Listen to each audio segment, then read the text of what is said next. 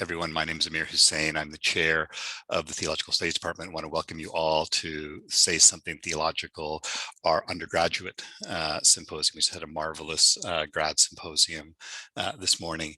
Thanks to Leo Mendoza, one of our grad students, for doing this, for putting the Zoom together.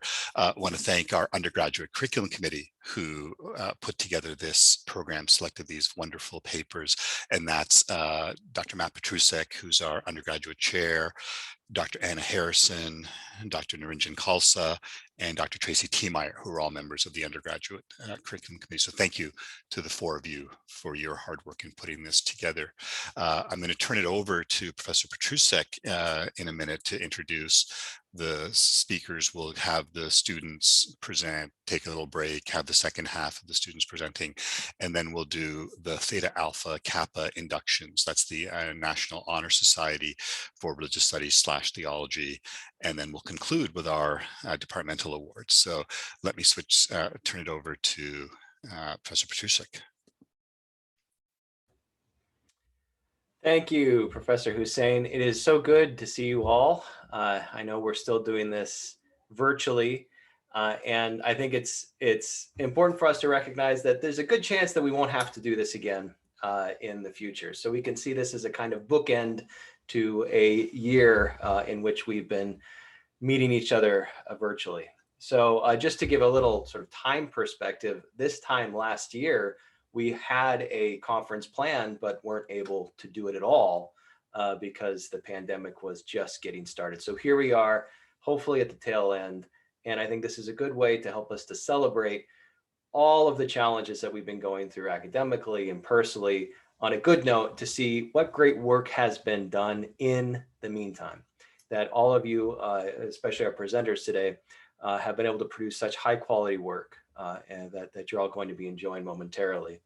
Let me just say briefly on both a personal and a professional note, what I most treasure about my job, which I think more of as a vocation, is that I get to be a student for, God willing, my whole life, or a good chunk of it.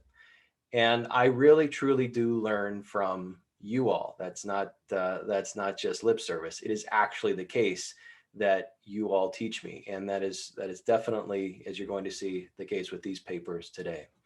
So I'll let each one of the students give their own introduction. We have on the slide now a list of the presentations that you're going to be hearing. The format is there's roughly about 10 to 11 minutes of presentation if we have time, because there's a hard break mark at 15 minutes.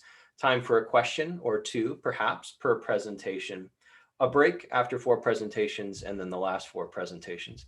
I also want to note before we begin that Joshua Merwise and Kate Bayless are not able to be with us today, but they have sent me recorded presentations that I'll be passing through my own screen.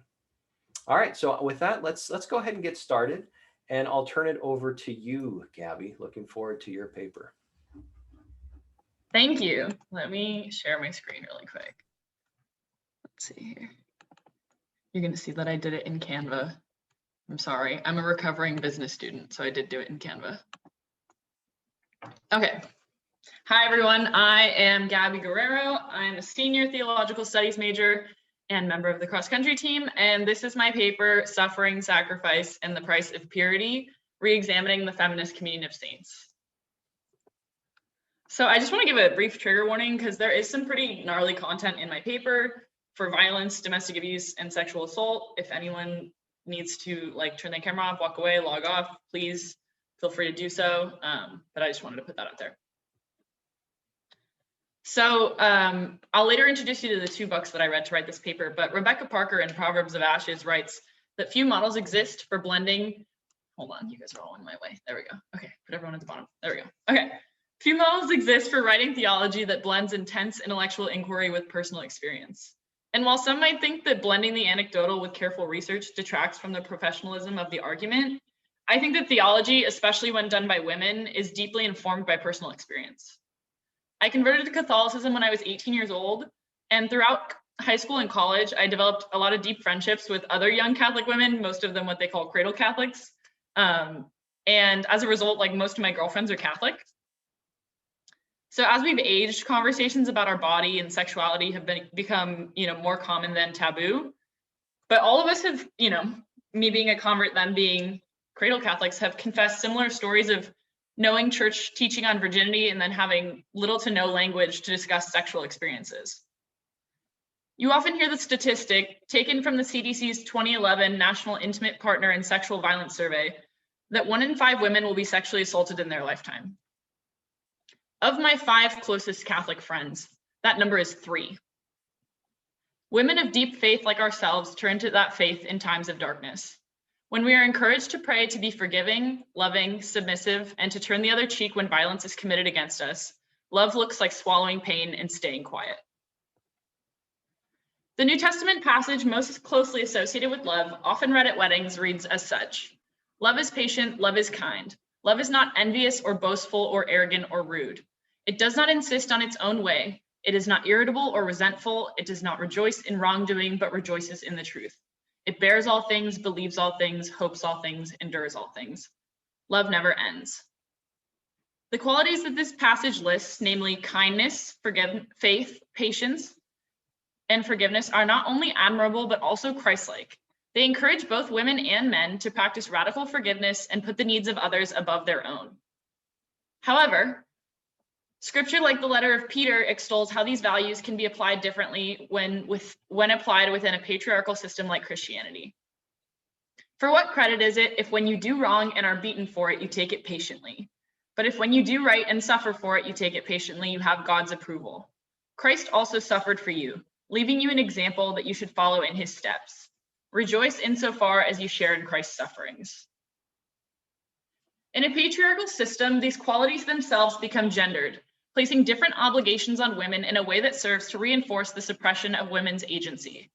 In this section of Peter's letter, being Christ-like in the enduring of suffering takes on a dangerous meaning when interpreted in a society where women are discouraged from speaking out or standing up for themselves. Passages like this show how loving becomes a matter of choosing to see one's subjugation as an active form of loving or a passive form of victimhood. With no discussion of healthy sexuality or sexual agency for women, sexual situations become taboo, and only men's agency, sexual or otherwise, is recognized as having power. Women's agency is reinterpreted as an attitude of self-giving and forgiveness. So just hagiography, I'm going to be talking about a lot. Hagiography is the writing of the life of a saint. It's not a strict biography. It oftentimes has sort of like a legendary quality to it. And as they have historically functioned, hagiographies of female saints have been told in ways that are obsessed with women's virginity. And this purity-focused method of storytelling poses real consequences. One can look at the way in which stories of women, such as Saint Agnes of Rome, have been told in order to emphasize the importance of their virginity. So Saint Agnes was killed at age 12 by order of the Emperor Diocletian for being a Christian. After she refused the marriage that had been arranged for her to, I think, a Roman nobleman, her angered spouse turned her into the Roman authorities for practicing her faith. So Elizabeth Johnson writes, "They are remembered because they defended their virginity and they suffered for it, underscoring the values of virginity and suffering as ways of perfection for women." St. Ambrose quotes Agnes as saying, "Executioner, why do you delay? If eyes I do not want can desire this body, then let it perish." Of Agnes, he writes, "Agnes preserved her virginity and gained a martyr's crown." This image of being crowned for preserving her virginity shows how deeply this idea of virginity being a prized trait of a prized trait it runs. More darkly, the message here is clear. A woman is worth more dead and a virgin than she is alive and tainted. Stories of women show how this image of a suffering Christ becomes dangerous when applied to the lives of women in abusive situations. In Proverbs of Ashes, Rebecca Parker writes of a young woman named Enola Reed. Enola Reed was a young woman who repeatedly sought help from her pastor with her abusive husband. After her husband returned from a 10-day stint in jail for assaulting her, she let him return to their family's home. He then killed her in front of their children. Her pastor later said that Reed thought it would be the right thing in God's eyes. In the church she went to, the intact family was celebrated as God's will. Doing the will of God was more important than her personal safety. She heard, just like you and I have, that Jesus didn't turn away from the cup of suffering when God asked him to drink it. She was trying to be a good Christian, to follow in the footsteps of Jesus. So this is my thesis. Faced with these images which glorify suffering and reduce women only to the value that their physical body holds, how do we tell the stories of female saints in ways that liberate and empower rather than objectify them and permit their violence? So I read 2 books for this paper. Actually, I read more, but these are the 2 main ones. The first one is Proverbs of Ashes by Rita Nakashima Brock and Rebecca Ann Parker. They're 2 women, both serving in pastoral roles. This book is very grounded in real women's experience, as it's written by 2 real women experiencing other, they're ministering to other women. And then the other one, Friends of Gods and Prophets by Elizabeth Johnson, takes sort of a more scholarly, like 50,000 feet approach about the communion of saints and rescuing that symbol from, sort of the oppressive way it has been previously used. So when we revisit Agnes, St. Agnes's refusal to marry was a crucial act in defining her own identity. We must make a careful distinction that Agnes died for her faith and not her virginity, in order to rescue her from these purity-focused methods of interpretation and avoid mapping those standards onto real women. The Roman world was patriarchal and relegated women to the sole role of wives and childbearers. What some have viewed as a submission to death and the will of God can be reclaimed for women as an act of defiance and self-definition in a system that asks women to define themselves according to the men with whom they are surrounded. Johnson writes that Agnes, under fierce pressure to submit, chose to define herself in relation to God rather than husband. This choice brought her face to face with male violence because of her refusal to submit, raised a challenge to patriarchal rule. So the virgin martyrs are inherently an imperfect symbol. And Johnson advises us to venerate them with careful thought, because if we hold up this ideal in all situation, it implicitly glorifies the torture and murder of women while undermining their motivation to resist male predation. So it becomes important to search for women who are what Johnson called holy survivors.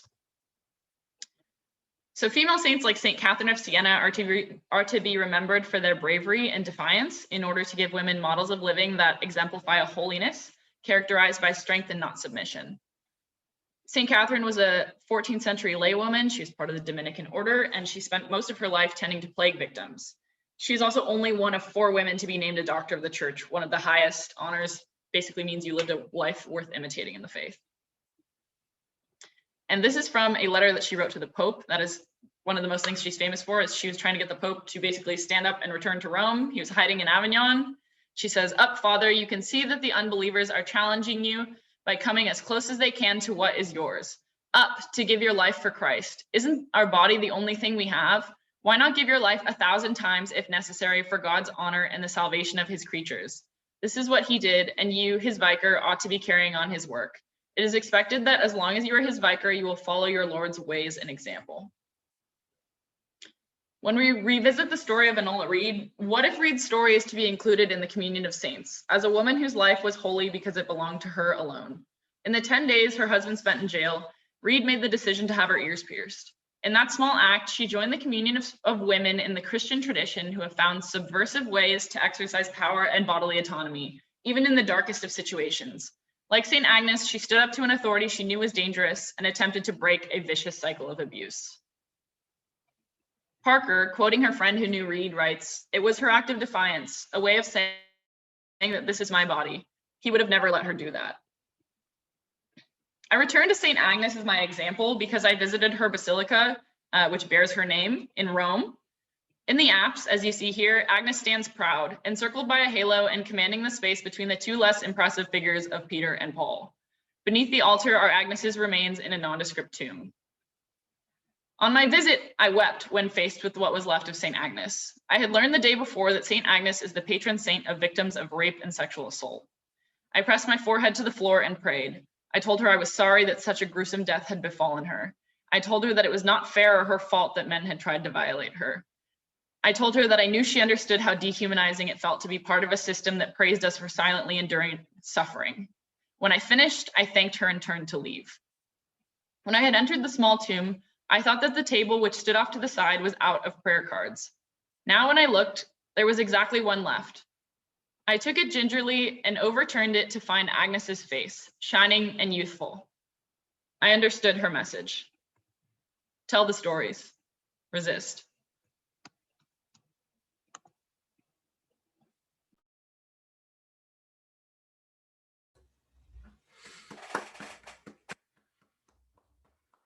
All right, thanks so much, Gabby. I think we have time for one question or comment.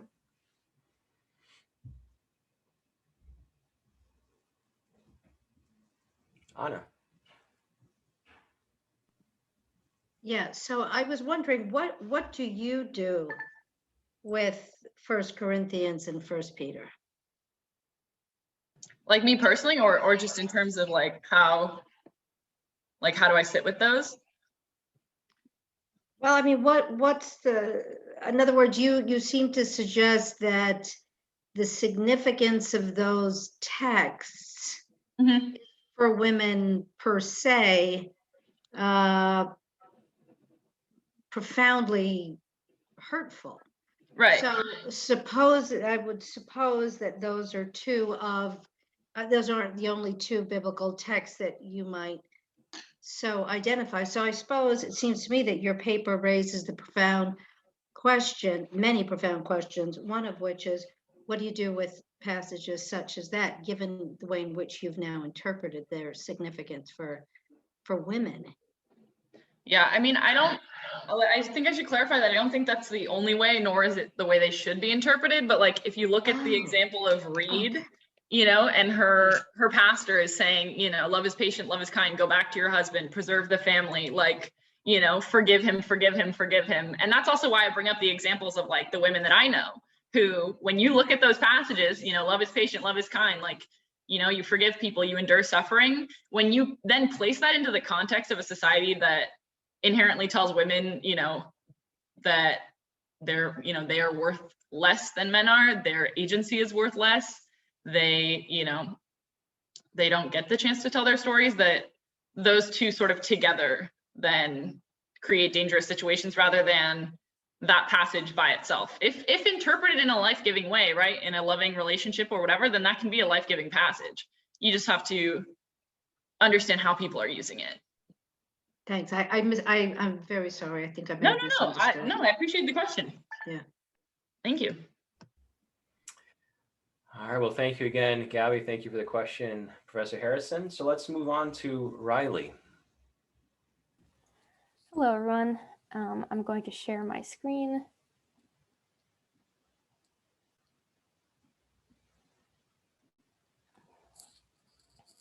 Okay. So my name is Riley Shavatz. I am a senior environmental studies major and health and society minor. And I will be doing my presentation on visual depictions of Mary in the Middle Ages. So just for some context on this project, my own project and those of Joshua, Alexandra, and Francesco they were completed in the fall 2020 course, Medieval Religious Thought and Practice with Dr. Harrison.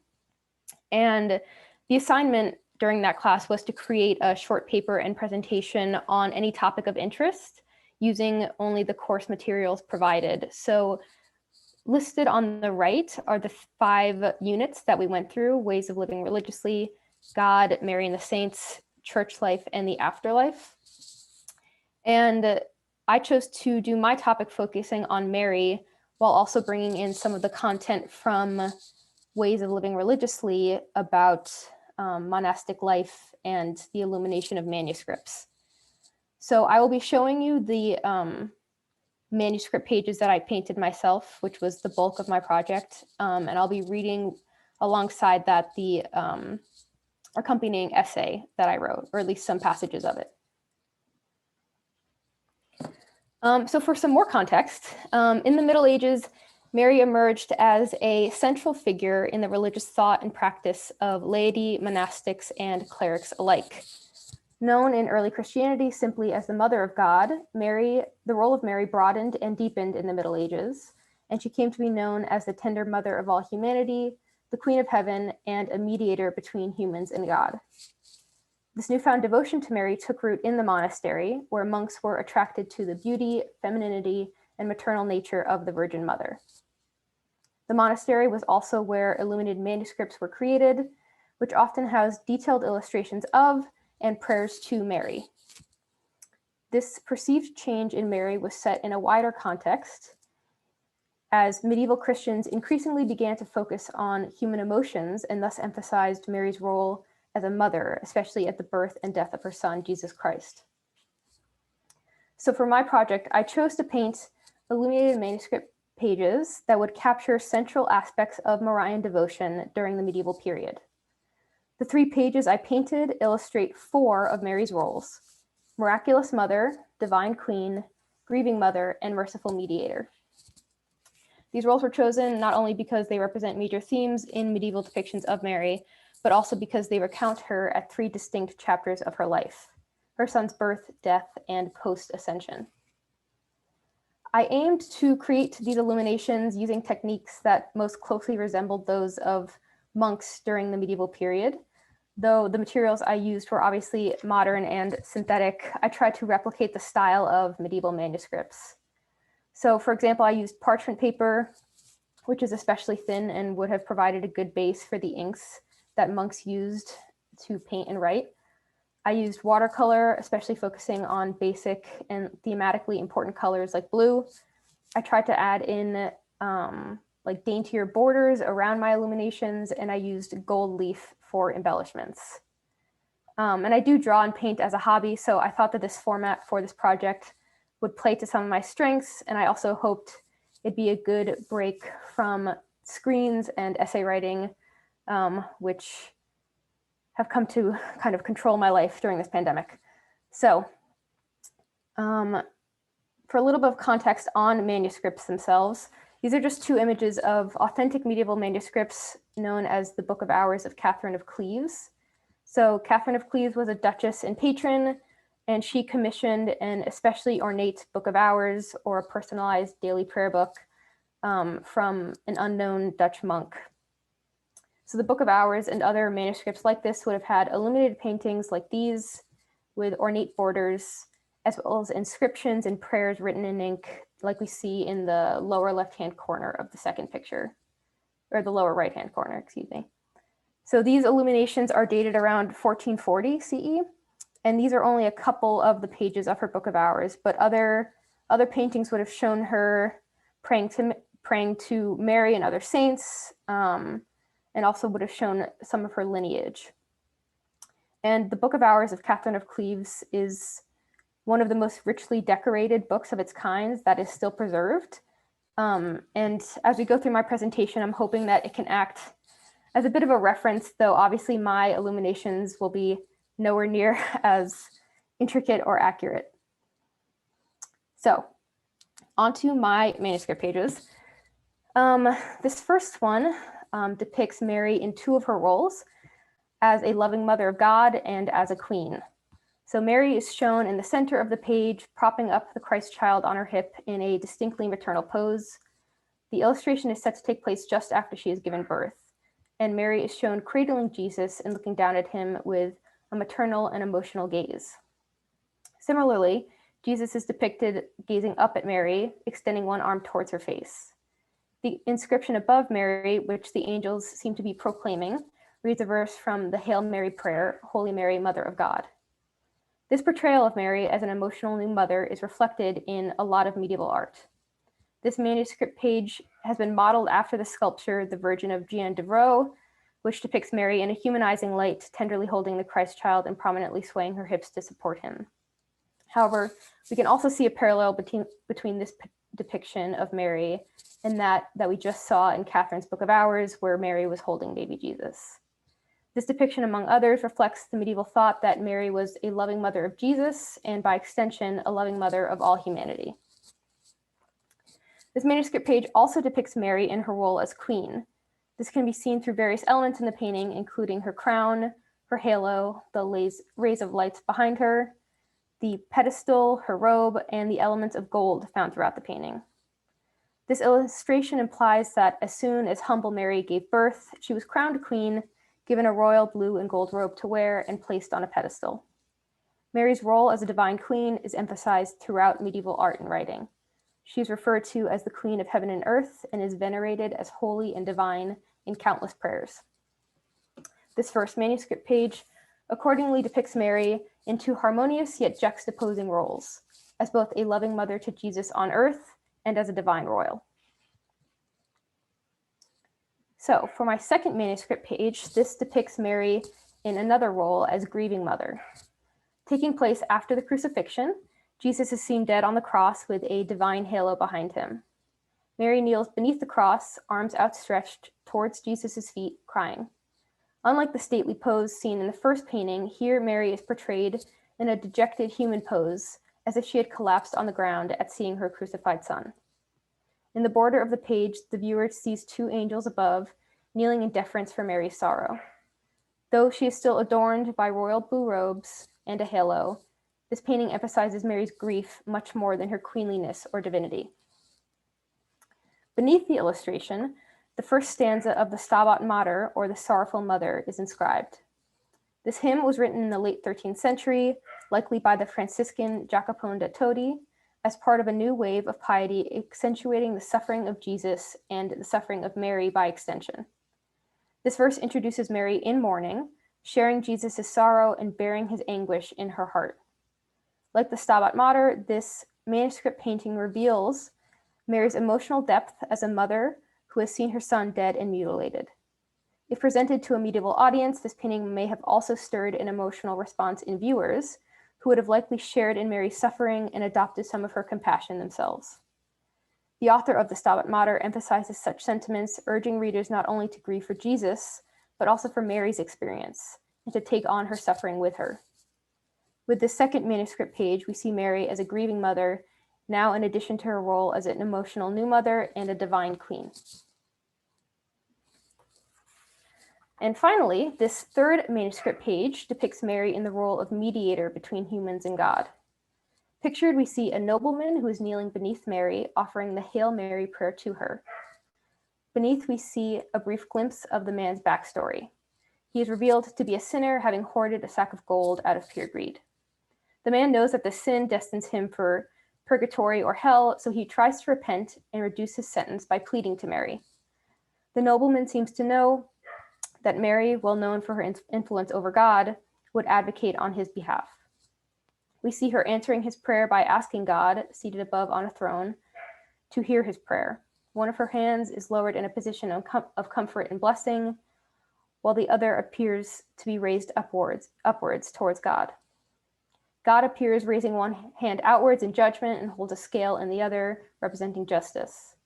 While God is clearly depicted as the righteous judge in this scenario, Mary seems to be a gentle in-between presence intervening in God's decision. In the Middle Ages, Mary was often portrayed as a mediator and advocate for humans when it came time for them to be judged by God. Miraculous accounts of Mary describe her intervening in the judgment of even the most sinful people.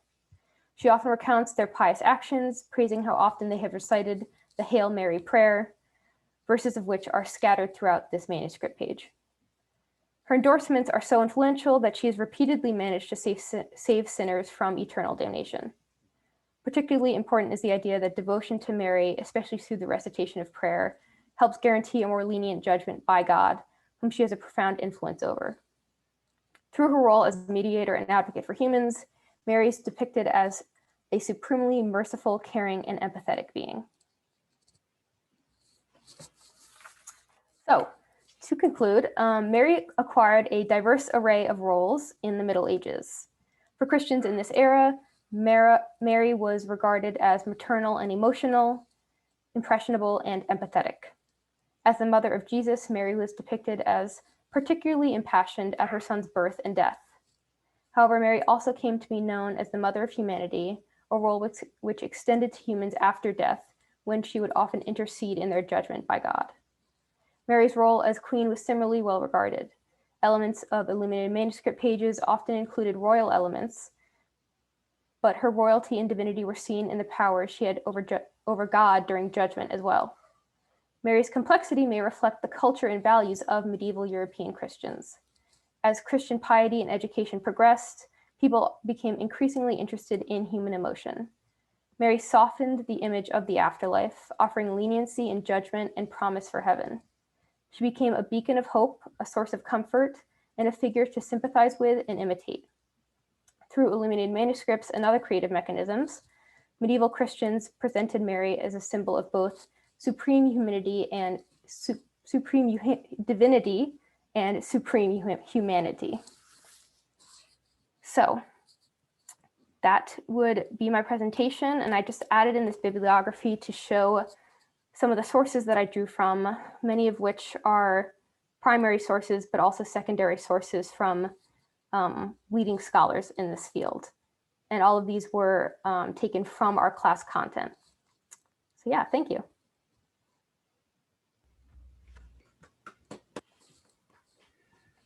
Thanks so much, Riley. It's fantastic. Time for a question or comment.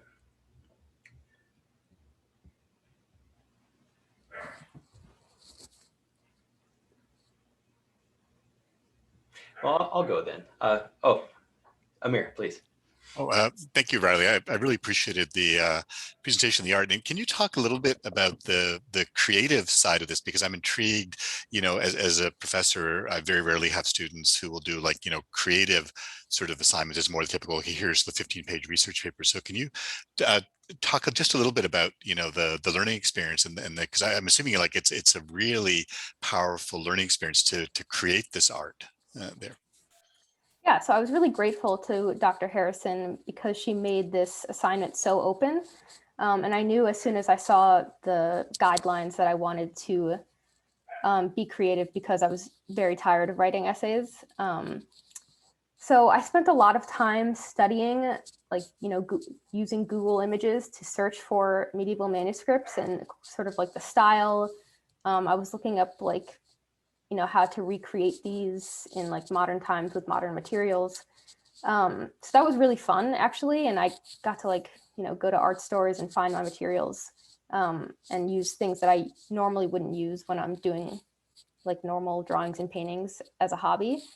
So yeah, I think it was really valuable. And I also feel like it brought me a little bit closer to the subjects I was depicting. And I feel like, this practice was used by monks in their off time, basically. And I feel like, obviously I can't connect with it that much, but I feel like it brought me a little bit closer to what I was learning about. And it also brought me closer to, the medieval viewers that might have looked at these manuscript pages. So yeah, it was really fun. Thank you, Professor Hussain, for that question. I was going to ask the exact same question, Riley. So thank you again. Wonderful presentation. We'll now go to Madeline. Yes, hello everybody. I am Madeline Matthews. I am a senior biology major and theological studies minor. And Riley, I have to admit, you set me up wonderfully because my presentation is on a paper I wrote also for Dr. Harrison's class, discussing the Virgin Mary. So the paper I am presenting today, and I'm going to just be reading it, is for Professor Harrison's class, and it is a major minor seminar focusing on the work of 12th century monk Bernard of Clairvaux. His dates are from 1090 to 1153. And in this class, we have focused on a close reading of many of Bernard's selected works.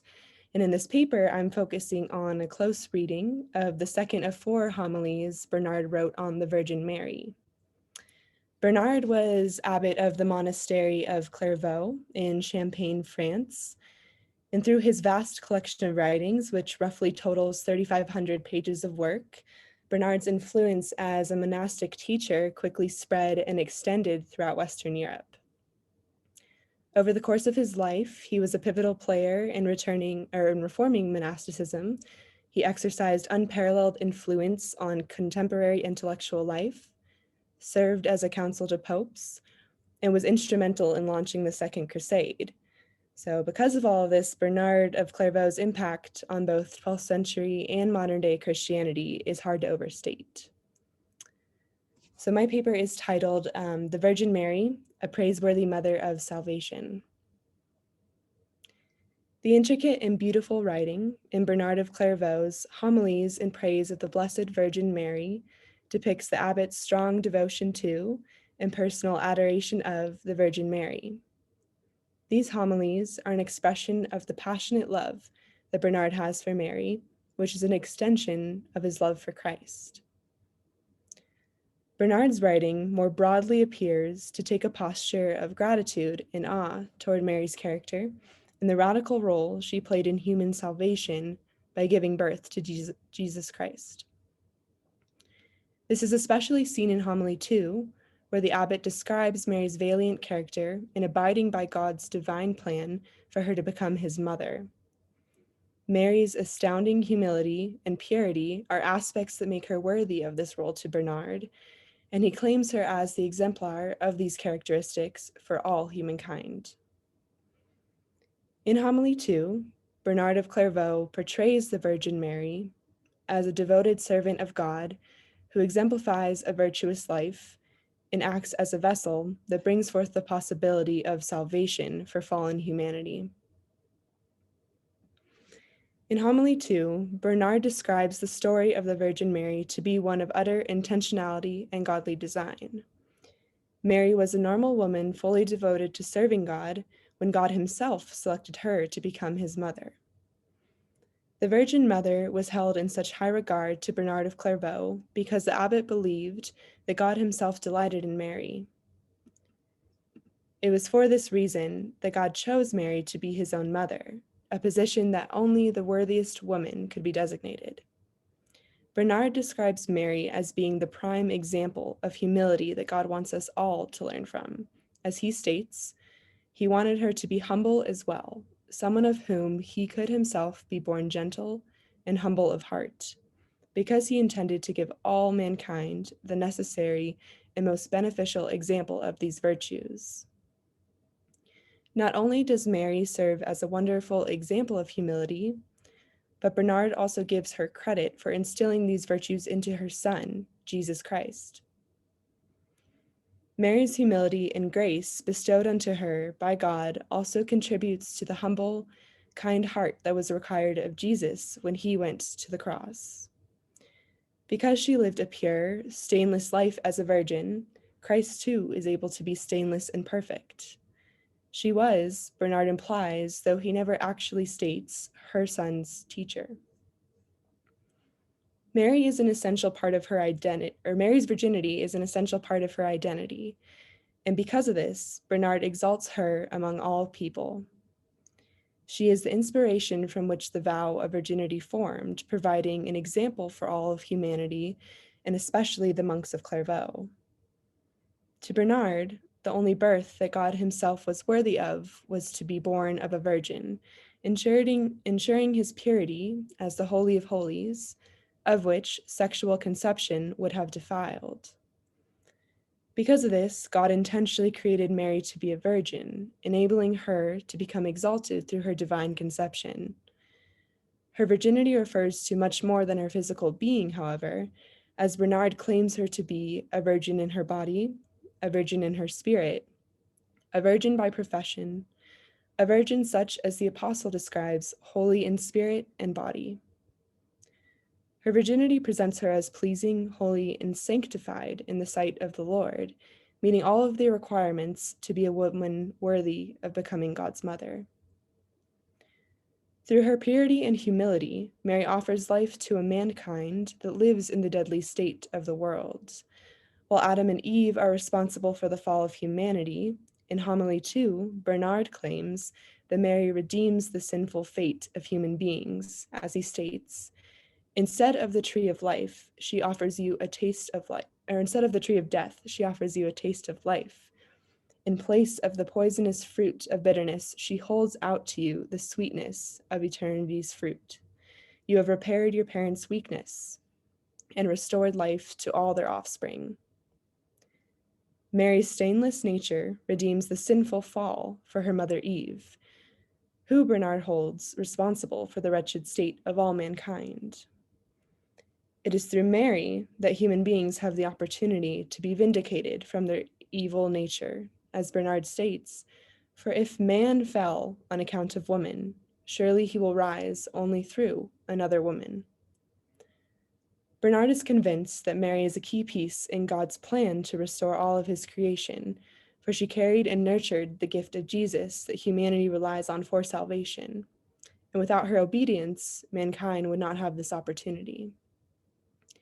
The great intentionality of this divine plan, of which Mary is the center, is further analyzed by Bernard through his discussion of Joseph's role as Mary's betrothed. Being an ordinary man, Bernard argues that Joseph's initial reaction to Mary's pregnancy stemmed from a feeling of inadequacy and unworthiness to become her man, because Joseph knew something divine was occurring through her. Joseph was hesitant to take Mary as his wife for fear of ridicule that he had defiled her, as he knew many people would not believe the miracle that was taking place. Bernard insists that this reaction was necessary for preserving Mary's pure reputation. As he states, it was necessary, therefore, for Mary to be engaged to Joseph. By this, what was holy was kept secret from dogs. Her virginity was attested to by her fiancé. The virgin was spared all shame, and her reputation was preserved. What could be wiser or more worthy of divine providence? As her husband, Joseph was able to attest to the truth of Mary's virginity and served as her protectorate while she carried a divine promise in her womb, further exemplifying the importance of Mary's purity to Bernard and her immense role in this divine plan. Bernard of Clairvaux puts great emphasis on the idea that God used Mary to do a new thing, to conceive and bring to life not just a baby, but a man. This in itself makes what occurred through Mary even more miraculous to the abbot of Clairvaux, for it was a miracle that had been long anticipated by many prophets in the scriptures. He states, "For I would have said that Jesus was a man not only when he was called a prophet mighty in deed and word, but even when his mother was nursing at her gentle breast the tender limbs of the infant God, or keeping him safe within her womb. Even before his birth, Jesus was a man, not in age, of course, but in wisdom." Not only is this in itself unthinkable, but to Bernard it shows how vital Mary's role as Mother of God is, as she was responsible for his upbringing and prepared him to do what he became human for, to go to the cross and die for the sins of all. The meaning of Mary's name, Star of the Sea, appears to describe Mary's role and purpose quite clearly to Bernard of Clairvaux. Bernard describes Mary as a star that brings forth light to the world in the form of Christ. He states, "The star sends forth its ray without harm to itself. In the same way the Virgin brought forth her Son with no injury to herself. The ray no more diminishes the star's brightness than does the sun his mother's integrity." Importantly, the abbot of Clairvaux puts forth the idea that Mary's position is not diminished by her son's glory. While Christ might be Lord of all, the Virgin Mary is still esteemed in the eyes of the Lord, and therefore esteemed to Bernard and his fellow believers. Mary's purpose is further exemplified by her resemblance to a star, as Bernard describes her as a radiant light that believers can look to and call on in times of need. In dangers, in hardships, in every doubt, think of Mary, Bernard says. Call out to Mary. Keep her in your mouth, keep her in your heart. Follow the example of her life, and you will obtain the favor of her prayer. Although one's ascension to Christ takes time, Mary is someone readily available to seek comfort in during the long journey to salvation, and she is a direct connection to Christ himself. Bernard insists that becoming one with Christ takes continual effort and repentance for our wretched human nature, and Mary serves as a guide we can count on to lead us closer to him in our sinful state and comfort us along the way. Through his praise and adoration of the Virgin Mary, Bernard of Clairvaux explains the irreplaceable importance of her humility and obedience to God when called upon to participate in this transformative miracle. The Virgin Mary acts as a humble servant of God who played a paramount role in a divine plan of godly design. It is evident that loving God also requires loving Mary to Bernard, as it is through her that God enabled salvation to be a possibility for human beings. Being mother and son, Mary and Jesus are intertwined to Bernard.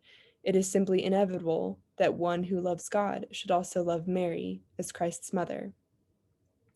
Because God himself selected Mary to be his mother, she is worthy of all praise and honor, and worshiping her is simply an act of loving Christ himself to Bernard.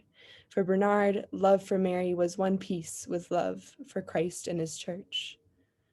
Her guidance and comfort lead those who call on her name closer to Christ and provide a taste of the supreme sweetness found only in him that Bernard claimed to experience.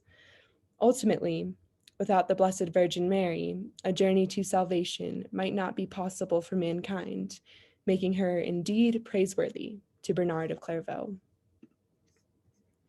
Thank you so much for listening.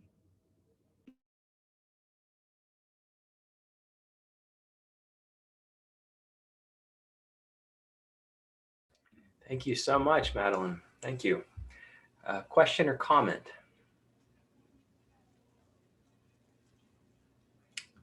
Professor Fisher, please. Thank you so much for this lovely paper. As you're talking, it seems to me that beyond even love and intercessor and guide, one gets a sense that maybe Mary is also an exemplar or even a model for the monks themselves. So is this part of what's going on there? So because it seems like they just it blurs to the point that it's not just she's a guide, but maybe this is a model for life for male monks. Yeah, definitely. I mean, that is at the heart of what Bernard is trying to say as I've read these homilies, and especially this one too, is her being a model to these monks, particularly in the context of humility and purity and just her devotion to God. So yeah, that's definitely correct, that she definitely serves as this exemplar for not only all of mankind, but specifically the monks that Bernard is overseeing too.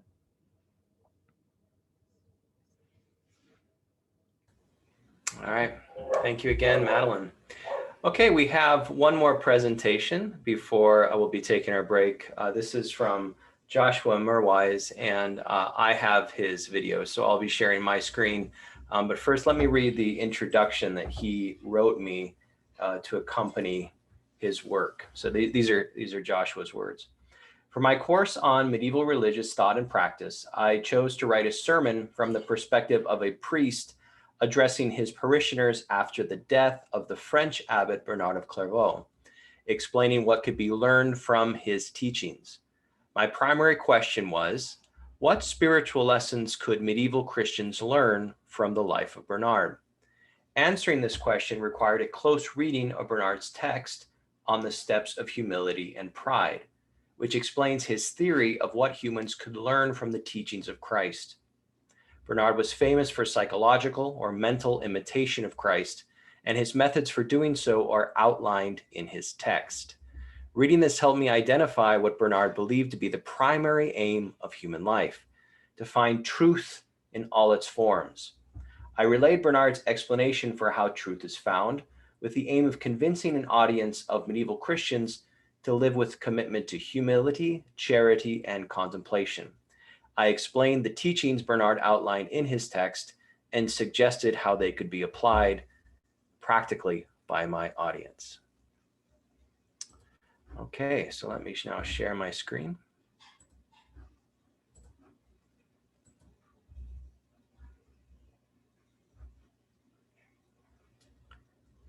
And here's Joshua's presentation.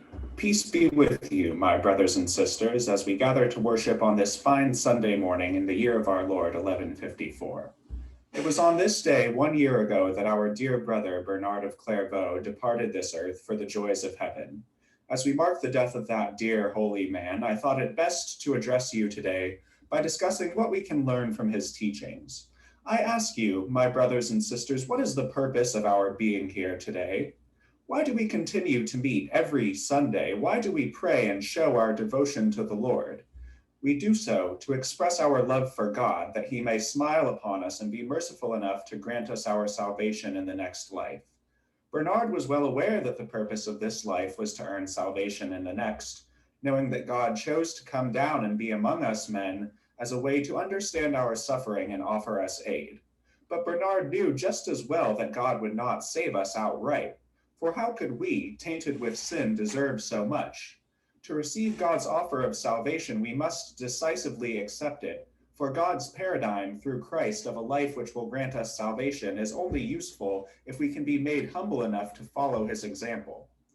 Bernard teaches us that the incarnation was God's way of expressing humility, and that this helps us understand humility as essential to a godlike life. If we are able to cultivate humility as Bernard implores us to do, we can live a life that pleases God and shows him that we deserve salvation. It is a great wonder, is it not, that God came down to earth through his only Son when he could have left man to learn the proper way of life on his own. God came down so that we would have no hesitation to approach him and ask for our suffering to be eased. For does not God want us to take advantage of the opportunity he gave us through his sacrifice? The incarnation, Bernard tells us, was a taking on of flesh. God suffered not for the joy of suffering, but to free mankind from its own suffering. Through Christ's great example of humility, we are forced to look inward,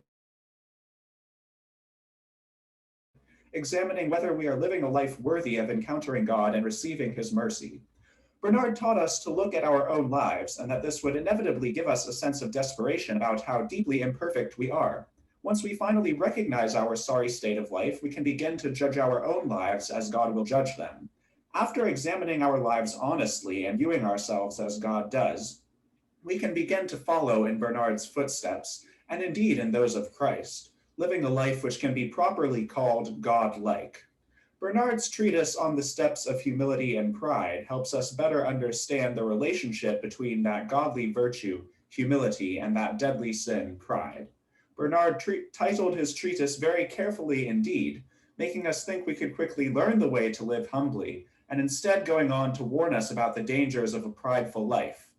He lays out 12 of the most dangerous acts of pride one can exhibit, such as light-mindedness, self-justification, and insincere confession. Alongside each of these harmful acts, Bernard gives us the opposite action, teaching us how to retrace the steps we have taken toward pride, and in doing so, how to learn humility. But to what end, Father, does this hard lesson of humility lead us, you may be asking?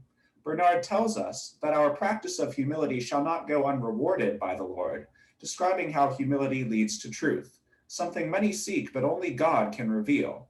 When we are proud, we blind ourselves to the truth God wishes to show us, for Bernard teaches us that God hides truth from the proud, revealing it instead to the humble. We may become worthy of knowing the truth if we practice humility, which Bernard explains is knowledge of our own unworthiness. When we are proud, supposing we are more worthy than God knows us to be, he punishes us for going astray. As any good parent, God punishes us for good reason, hoping we will recognize our wrongs and return to humility. Bernard teaches us that before we can begin to learn the truth we so desperately seek, and by doing so, truly know God, we must first show that we have purged ourselves of pride and learned to humble ourselves before him. Very well, you say, we must learn humility before we may receive the truth. But how do we properly practice these steps toward humility, that God might reveal the truth to us? As in all things, we may look again to Christ for the answer, learning by his example. Bernard tells us that God came down through Christ so that he could learn suffering in his own body, and by doing this, know how we humans suffer. It is by following the example of Christ's suffering that we can begin to know truth, learning it in ourselves and laying a foundation to begin seeking it out in our fellow man. For how could Christ, being divine, feel the suffering of his children without experiencing it in his own body first? This, my brothers and sisters, is why Christ endured such terrible suffering. By suffering, Christ gave his fellow man an example to follow.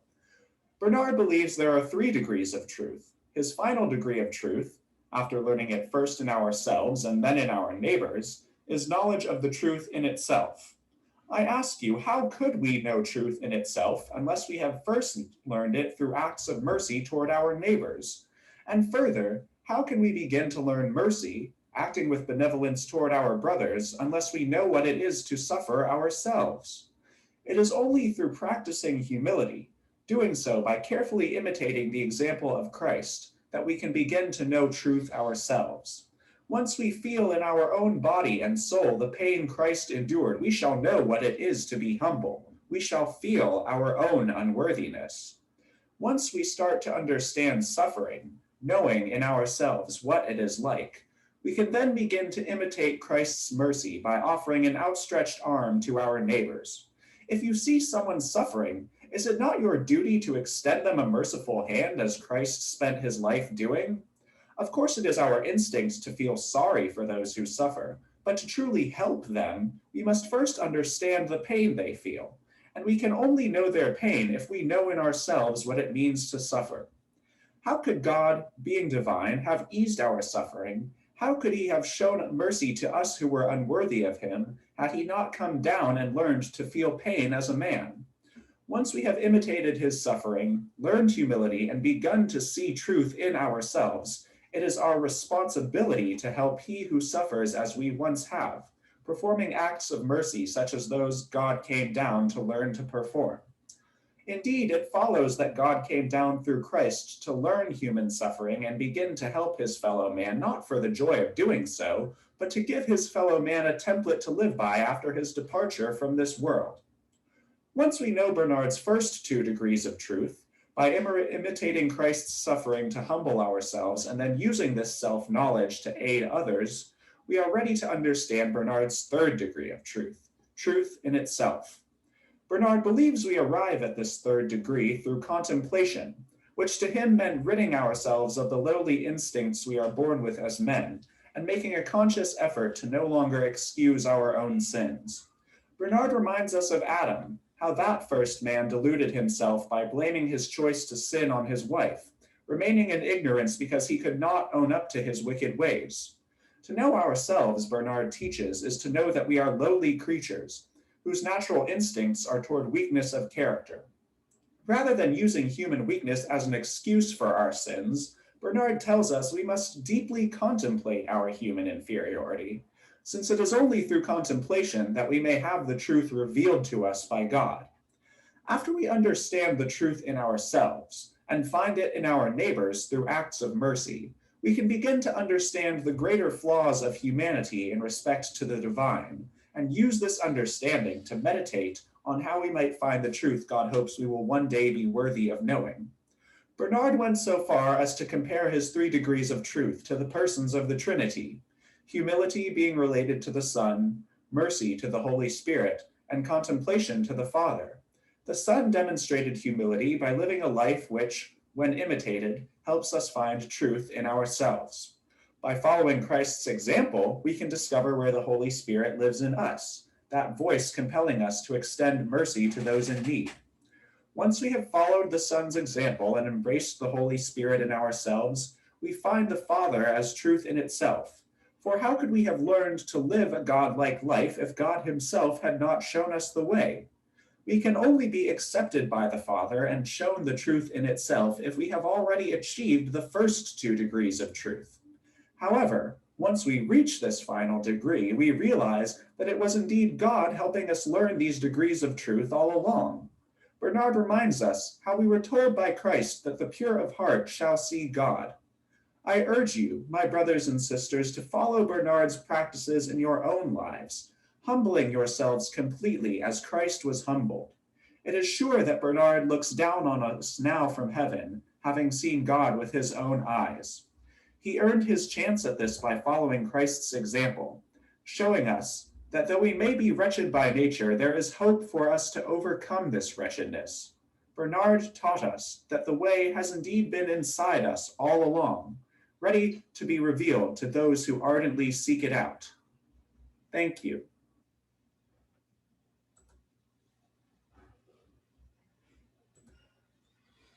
All right. Well, Joshua sends his regrets that he wasn't able to be here today, but I'm so glad we could all watch that video. Okay, so the time is 2:32. Let's take our break until 2:45. The Zoom call will remain open, but I'll be stopping my video. But we'll all be back at 2:45. Thank you all.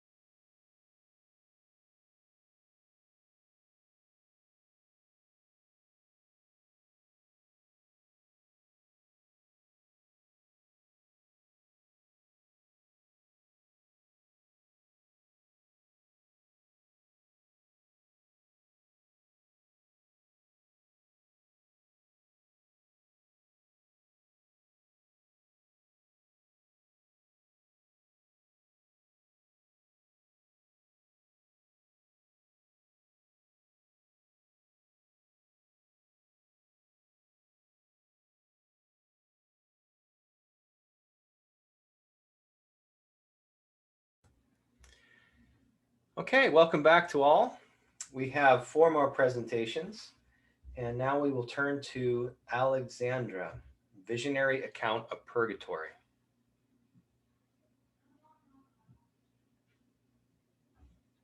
Is Alexandra here? Sorry, I forgot to unmute myself. Oh, there you are. Um, Welcome. hello, I'm a junior English major, and just like the last 3, I did my work as the final project in Professor Harrison's class. And what I'm offering today is a creative project that's based in a popular literary genre of Western European Christian Middle Ages, which was a visionary journey through the afterlife. The most well-known of these being the Divine Comedy by Dante.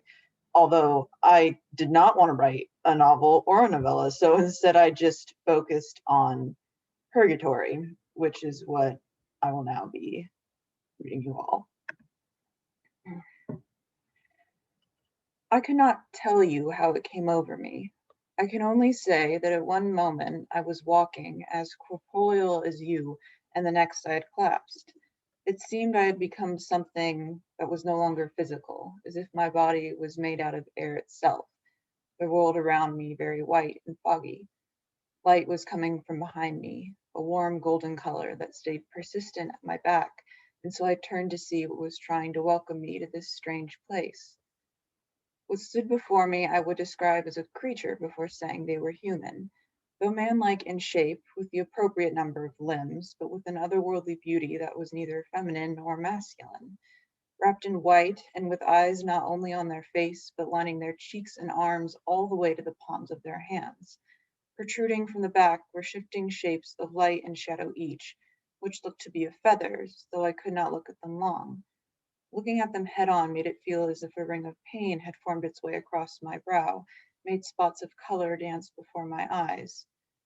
There is a reason that in scripture angels always say, "Be not afraid." It had a mouth, this angel, though it did not use it.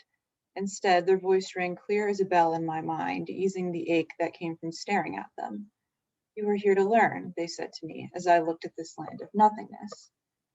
Learn of what? I questioned them with fear and curiosity. At the time, I was scared that such a divine being would not appreciate questions, would take it as me questioning God, but they seemed prepared to answer. Their arms, shining so bright I was blinded for a moment, open to encompass all around us. Am I dead? Just barely, but not completely. It was then I felt the faint echo of a heart beating within my chest, like the quiet tap of rain on stone, and tried to touch the pulse. My own hand passed through my body, a twinge of pain worming its way up the column of my spine. I did not ask if by the end of this lesson I would be completely dead. It seemed like a dangerous question to ask. "Where are we?" I said instead, and watched as the angel made the fog clinging to the ground disappear with a flick of the wrist. I could see where we were now, and it frightened me.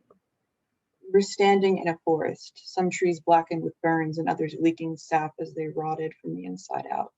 The ground was not so much dirt as it was a brown sludge, a thing that bubbled and popped more like liquid. Bodies, naked and achingly thin, were submerged. Slowly they tried to claw their way out, mouths tinged blue from cold, the mud clouding their eyes and sitting under their tongues. Some of them winced as if in pain, while others steadily worked themselves free. They crawled away from the light of my escort as if it would burn them. A wind from the south carried the smell of ash and rot, and when I turned towards it, I only saw a bleeding red light on the horizon.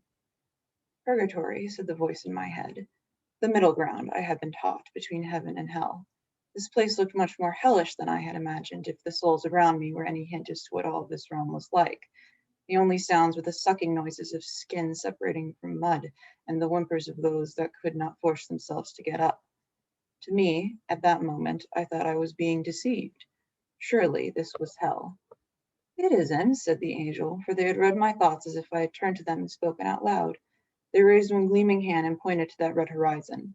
"Hell is that way. I understand the confusion." "Did these people come from hell?" I asked, watching as a man in front of me sunk deeper.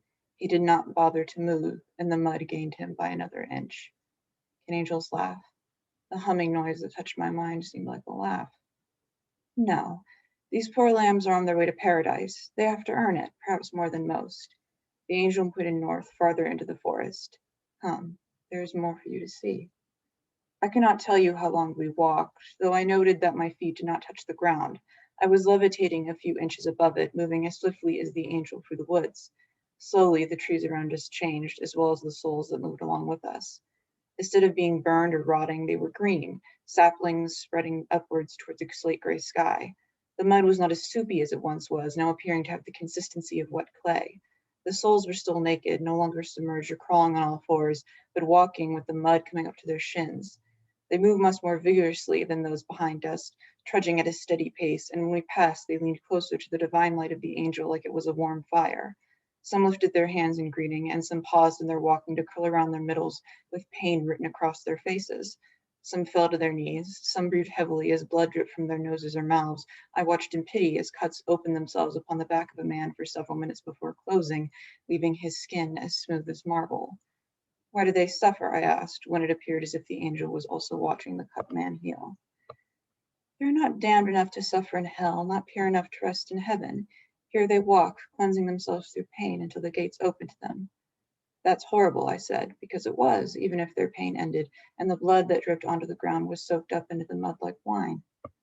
It's what they deserve. Besides, you can always help them. With this, the angel placed a hand on my shoulder, and my vision became much sharper. I could see the blackness in the core of the soul slowly edging away. In the air were small bubbles of all colors. They filled the sky like strange stars and settled on the souls and popped, the colors fighting against the blackness and acting like some sort of balm. The angel removed their hand, and I once again only saw the grayness and souls in mud. Prayers, the angel answered, though I had not voiced the question. From those still living. It helps them. It destroys the sins. I felt coolness on my legs up to my shins, a biting pain that seeped into my bones, made my toes feel like they were going to snap off. I looked down and found myself in the mud. Why? I asked, not looking at the angel. So that you know what it was like, was all they said. The angel did not outpace me. They stayed with me as I dragged myself along. For 5 strange minute intervals, I felt a sharp pain at my wrist, and when I looked, there were cuts opening on my arms of their own accord.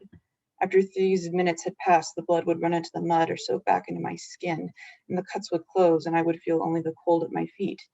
I did not speak to the angel, but found myself leaning closer and closer, for the divine light was so warm and safe compared to the dampness of the mud. The trees turned from saplings to full-grown giants, green and smelling of nature. The dirt turned hard pack, and the angel released me from the mud, so I was once again floating a few inches off the ground. Pine needles littered the earth, and the souls here only had minor inconvenience with their walking. Maybe their heels would drag or toes sink, but they simply marched on and on with no hardships. These souls turned to the angel and waved and smiled, too focused on the grand golden light of the horizon to worry about the divine being passing them. Like how in the south the wind had carried the scent of hell, this carried with it the smell of heaven. The wind was warm and smelled of freshly bloomed flowers, and there was sunlight that was slicing the cloudy sky. If I listened hard, I could hear the faint notes of music, tinny and small as if coming from deep inside a cave. We came to the edge of the woods, the souls walking past, some running while laughter sprung from their lips. In the distance was something shining high in the sky, as if on top of a mountain, the clouds of pristine white instead of gray. I knew it was beautiful, and I knew then I was looking upon the kingdom of heaven. Will we go there? I asked in hope, for who does not want to see the gates of paradise? The angels shook their head, those shadow and light wings twitching behind them, their many eyes locked onto me. This is where your journey ends, they said, and touched me on the forehead. That faint pulse that had been fluttering beneath my ribs grew stronger and stronger. Rather than feeling like some imaginary thing, it became a roar in my ears, and I watched the angel disappear in front of me. They smeared into color as if being washed away by water. When I awoke, I was told I had been found at the side of the road, sitting in a weak state, asleep for 3 days. It felt as if I'd only spent hours with the angel, and yet time had passed much faster. I ate and drank, regaining strength to my material body, and so sat to write this account. After, if I am to believe this vision to have any weight, I think I shall pray. And this covers a lot of the genres that were seen in the visionary accounts. The ones I focused on mainly being the person going through the account has a divine guide and has to suffer in whatever realm they are in. And at the end, they consider this to be a sign from the divine to improve their life so that when they die, they don't have to suffer through it, or improve the lives of others so that they don't have to suffer for it. And in going what we were taught about the realm of purgatory, I included the fact that it is not a permanent place of residence for souls, and it's a forward-moving thing where you only have to suffer what you have to from the small amounts of penance that you have to do.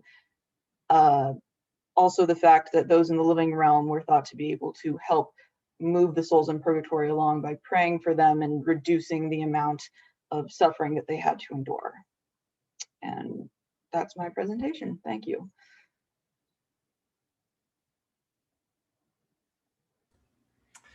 Thank you so much, Alexandra.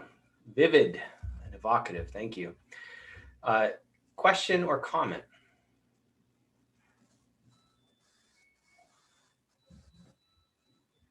Well, I'll ask. I'd like to hear a little more about the creative process. What drove you in terms of your creation of such a richly textured scene, even corporeal and visceral. Well, I am an English major, so I do write creatively a lot anyway. And when we were given this assignment, the option was to be able to write creatively, and I thought it would, like the drawings that the previous presenter did, I thought it would be a good switch from just writing papers all the time. So I did that, and I did notice that a lot of the visionary journeys that we read, purgatory was not mentioned a lot, or if it was very loosely just a lower section of heaven. So I figured might as well make it more of a full scope thing. So I did, and I just kind of took what we had learned about what the Middle Ages Christians thought that purgatory would be and kind of fleshed it out a little bit more.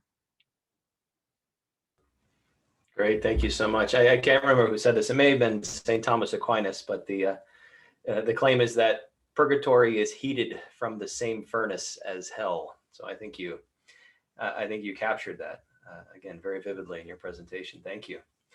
We now turn to Francesco. Hello, thank you so much for having me for this presentation. It's an honor to be here. And I want to also thank Professor Harrison for guidance for this project. This couldn't have been done without her and her class, of course. So without further ado, I'll just begin. Okay, so for Catherine of Cleves Reimagined for the 21st Century, I decided to take the illuminated manuscript of Catherine of Cleves and take each prayer and litany of each day and reimagine it for how it could be more relevant for today's society, today's issues. And so I came up with a wide variety of different art themes that spread over. The scene depicts a scene of war. And so you can see how, I guess the term is spent, the colors are, how grayish, more grayscale they are. And it's really supposed to kind of embody that sense of hopelessness and that sense of human tragedy and loss of life during acts of war. We're seeing a person who is on the ground, who is no longer with us, who is going up to heaven. We see a man on the right, who is mourning the loss of this person. We see a nurse who is in mourning also because she feels that she did not do enough to save the person, despite the fact that, of course, behind her facilities and her hospital was completely bombed out.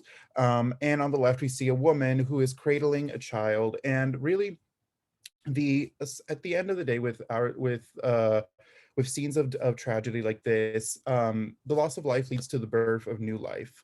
And at the end, there's a saying from Pandora's box that hope is the last to go, and that is really the overall ending, is that even though there's this immense tragedy, that there is new life and that there is hope for the future, that this can be rebuilt and that we can move on from war and that we can recreate the beauty that was destroyed, that was taken from us.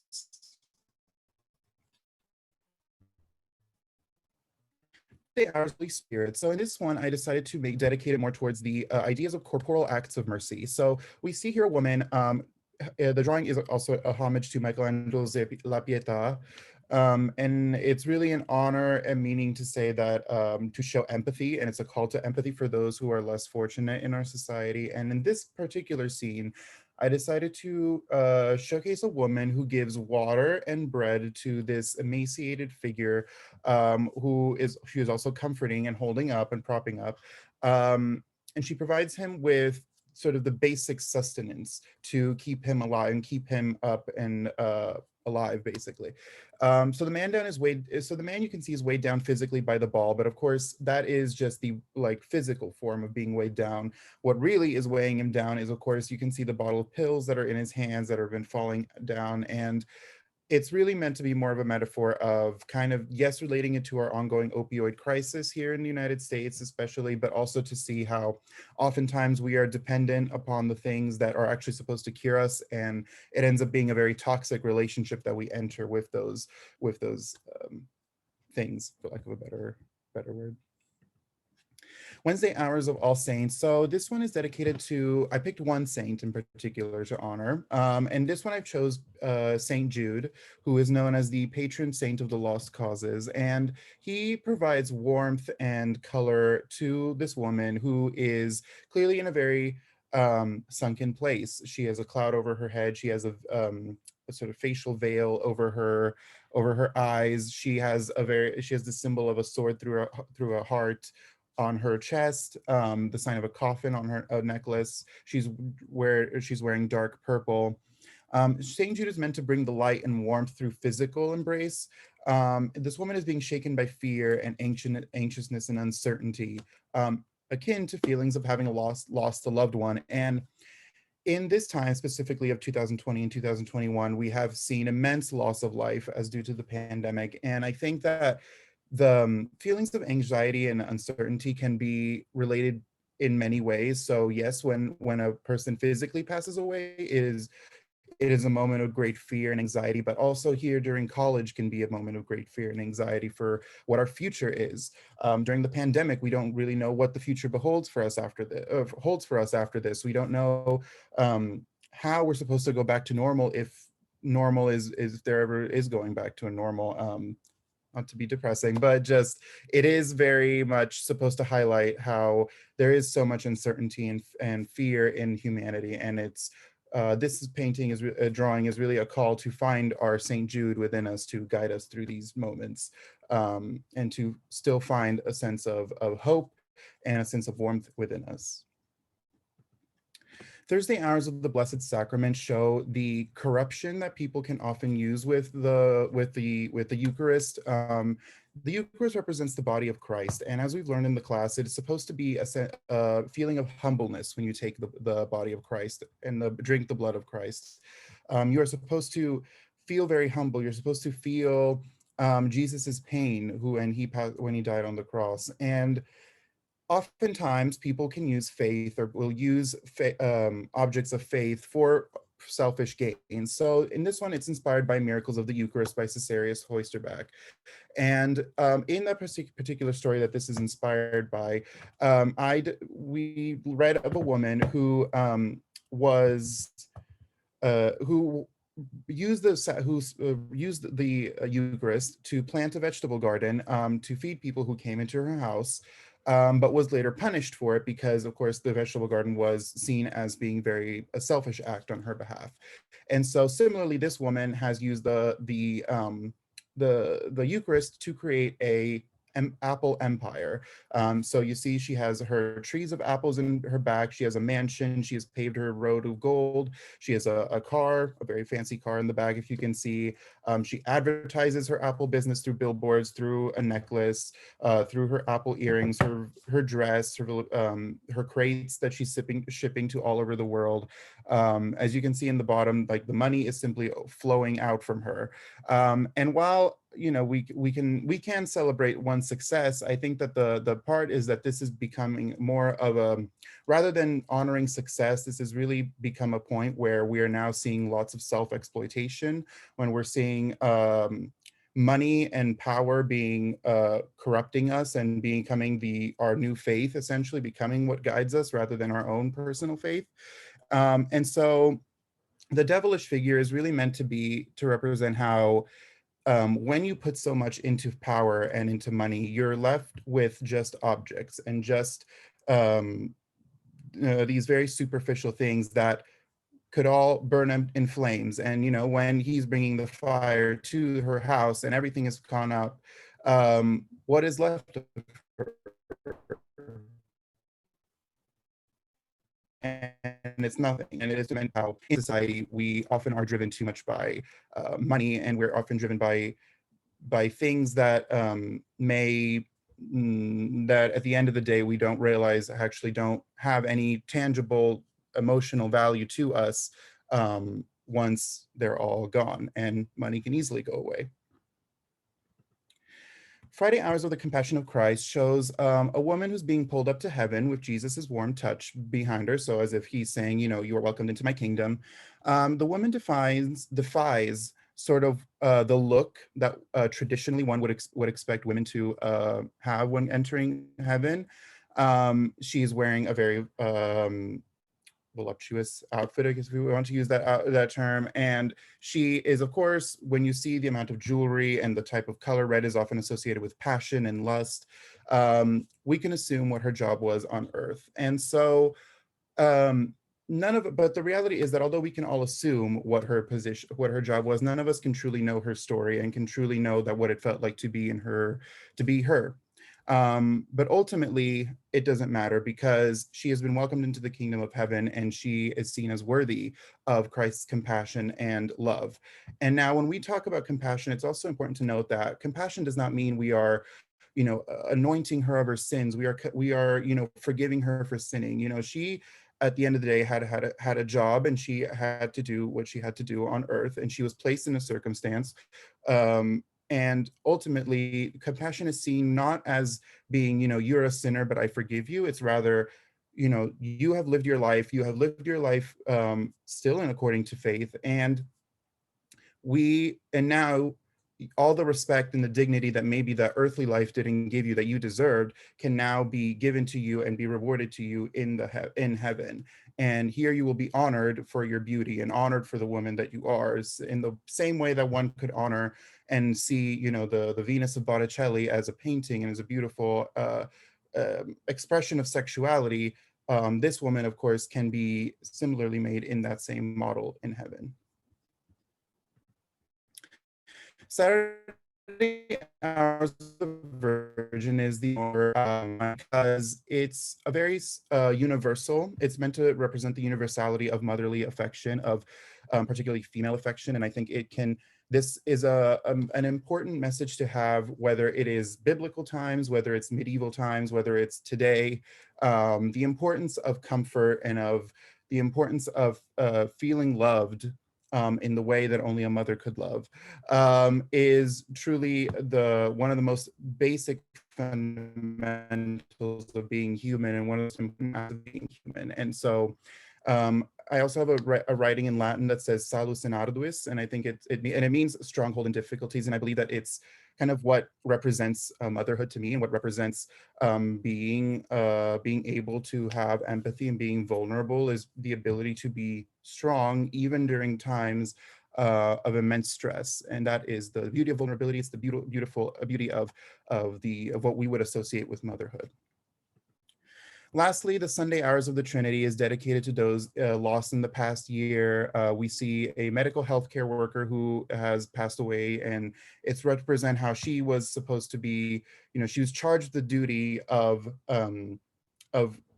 carrying and holding life on earth. But of course, she is again only human, and she cannot save everybody. And sometimes she falls victim to her own she falls victims to that same disease that plagues all of us.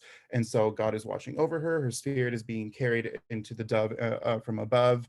And the painting is meant to raise awareness to the sacred duty that our healthcare workers take up and the cross that they bear with this position. So in summary, what can we take away from this project? My message is that conclusion is that messages found in medieval literature possess a quality of them that is unbounded, that is not bounded by time. Medieval literature, although we can associate it with archaic times, I think that that's not the right word to use, and that when we can interpret medieval literature in the right way, we can show that these themes have a universal issue that are just as relevant today as they were back then. But as an institution and as a collective people, as people of faith, we must be able to reinterpret religious texts for modern society to be able to make sure that our message is still being carried out in the most appropriate way. We must be able to see what are the current issues that are facing humanity and how can we reinterpret our society, our institution, and our faith to make it more accessible to these individuals. So faith can still be a 21st century weapon to directly tackle existing societal issues. And overall, faith is not an archaic belief system, though it may be promoted currently through systems that do not uphold it in the right modern way that it should be. So that is the end. Thank you very much.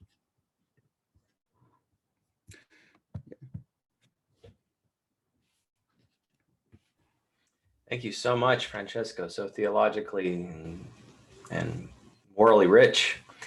And there's some good artists in these classes. I'm really impressed and very ashamed of my own capacities to create beautiful things. So thank you for sharing. A question or comment?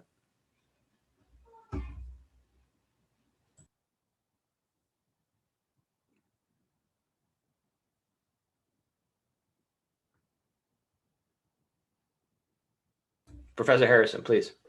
So I was wondering, Francesco, by the way, thank you. I thoroughly enjoyed both hearing and seeing your presentation.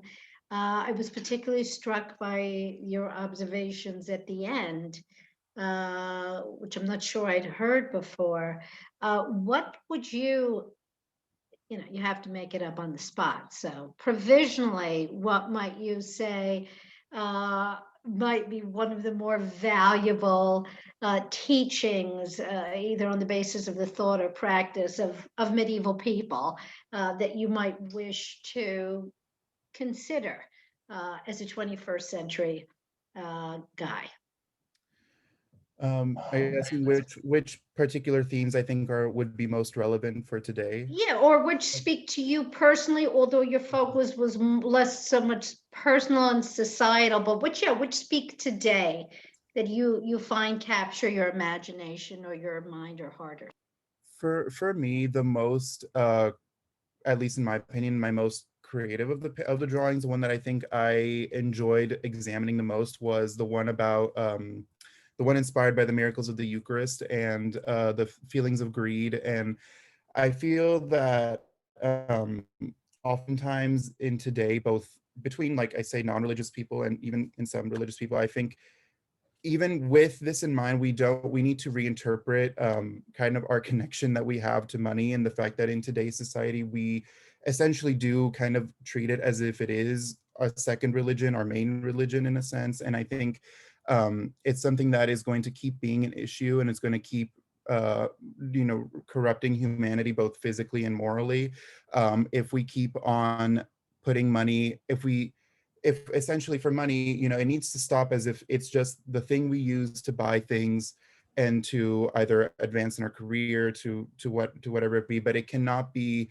things that we strive for, that we just put our like immense entire mental resources into, if that makes sense. It needs to be something where we need to find a sort of a balance of, let's make enough money to live and to provide the happy life that we all deserve, but let's not be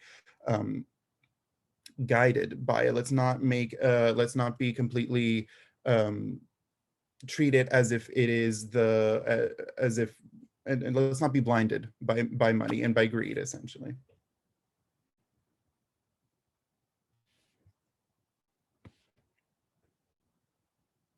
All right, thank you again. We have two remaining presentations. The last one from Kate Bayless is one that's also recorded. So this is our last live presentation. I turn it over to Rukman. Thank you. I'll just pull up my PowerPoint really quick.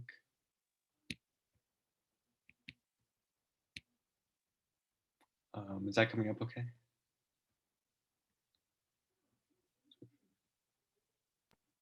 It's coming up okay. Okay, terrific. Thank you. I just lost control. So hello, my name is Rukwan. I'm a sophomore biochemistry major and from Sacramento, California, where there is quite a large sick population. I am sick myself, so that introduces that. Last semester, I took my first theology course underneath Dr. Casa, Sikhism Warrior Saints. And this is my presentation reflecting on what I learned in that class and how it's inspired me today.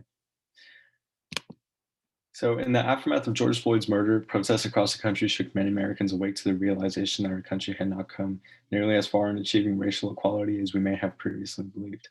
More than 50 years after the assassination of Dr. Martin Luther King Jr., the existence of systemic racism was still being debated as opposed to being dismantled. And though the inadequate response exhibited by the federal government didn't surprise me, I was shocked and disappointed by some of the discourse I saw going through social media and on cable news. I frequently read rude and ignorant and blatantly racist comments and felt disappointed, enraged, and at times hopeless. But what I felt more than anything else was confused. Prior to the summer, I had believed that my generation would be responsible for achieving racial equality, and that these interactions taking before me argued otherwise. An embarrassingly overdue reality kind of dawned upon me, and I thought to myself that I'd have to do more than just stand, wait, and watch for social justice to be obtained. If this is going to be the generation responsible for such type of systemic change, I would have to be just as responsible for it as my brothers and sisters who were protesting in the streets. But I didn't know how or where to begin. In the fall, I had taken the class Sikhism Warrior Saints with Dr. Khalsa, and I was also working with her to establish our campus's first Sikh student association. And at the time, Dr. Khalsa introduced me to Valerie Carr's brilliant work, See No Stranger, a memoir and manifesto for revolutionary love. And though the paper I submitted for this conference and did as a final paper for Dr. Khalsa's class was structured as a part review of See No Stranger and reflections on the engaged learning practices that we used in the class, I kind of hope to use this opportunity and presentation to share and reflect on how the class used See No Stranger, personal experiences, and the Sikh tradition to inspire me into both reconnecting with my own faith tradition and inspire me to involve myself in the betterment of the world around me through systemic change. So as a first step, I thought it'd be wise to educate myself about issues I believed that I understood. Really through literature, my knowledge of issues such as mass incarceration, voter suppression, and police brutality grew. But as I gathered facts and information, I became more and more overwhelmed by the scale of systemic issues that laid before me. I wanted to be a bold and passionate fighter, but I felt small and powerless in the face of such large issues. Sure, I could begin now to recognize what I was fighting against, but I doubted my ability to make a real change. In See No Stranger, Valerie Carr writes as both a memoir and a reflection of her journey as a social activist. Like us all, Carr began somewhere, and in the earlier chapters of See No Stranger, she explains the core philosophies of Sikhi that construct her moral foundation, and how this has since led her to become involved in efforts to improve the world around her. Carr is the granddaughter of Sikh immigrants who first arrived in California during the early 20th century, and her relationship with Sikhi and the teachings of the first Guru, Nanak Dev Ji, was manifested by her grandfather. This relationship is reflected by her writing and her work as an activist.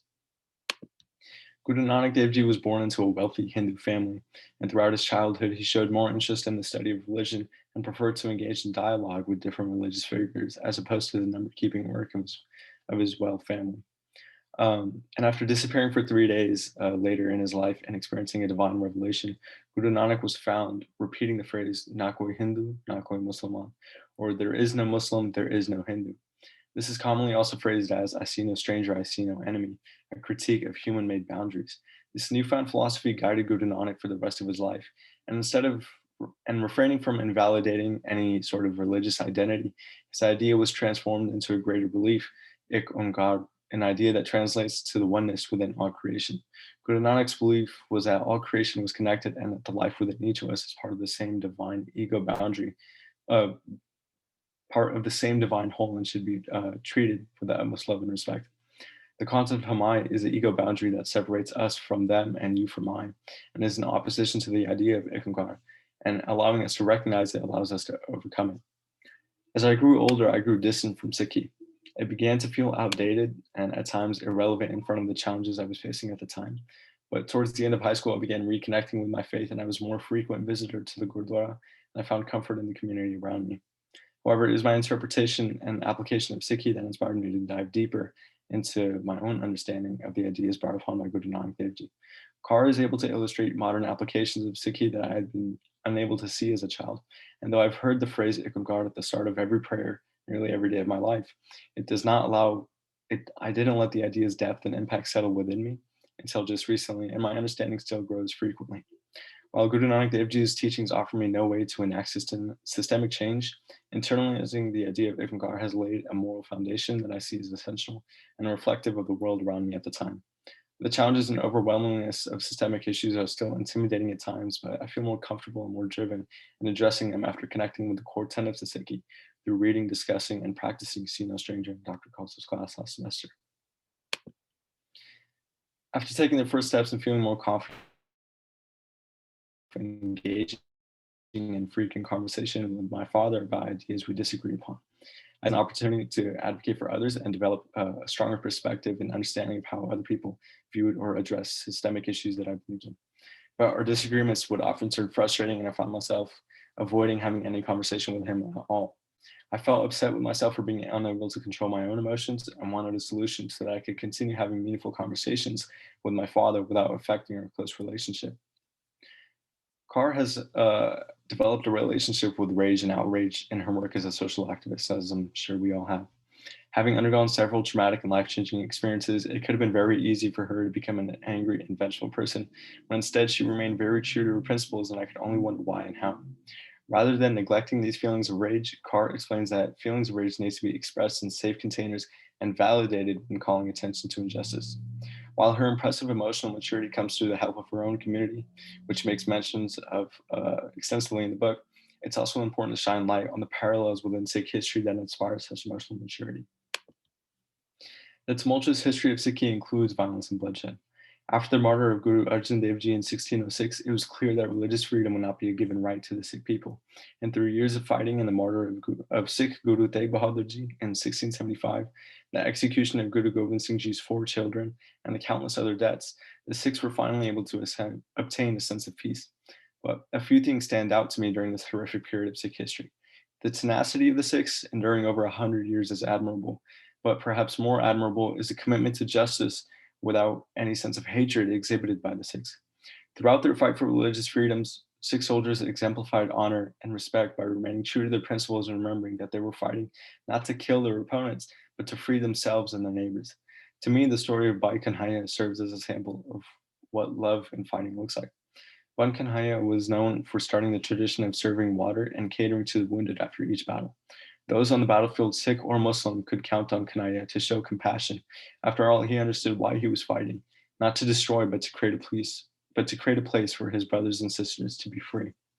Understanding both the success and persistence of the Sikhs inspires me to achieve a higher level of emotional maturity in my journey as a social activist.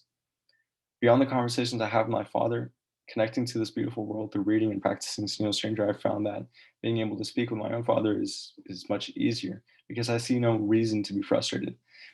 After all, I don't want to hurt or break him, but I do want to share a deeper understanding of the issues that I am passionate about, and I hope to share a deeper understanding of his own perspective and my own. And encountering any sort of frustration disinhibits any sort of conversation at all. And then finally, I'm sure a lesson that we can all appreciate is learning how to sustain our fight in social justice. The past year has been exhausting for all of us. It's been overstated, but I think it's important to remind ourselves of the success we've achieved as well.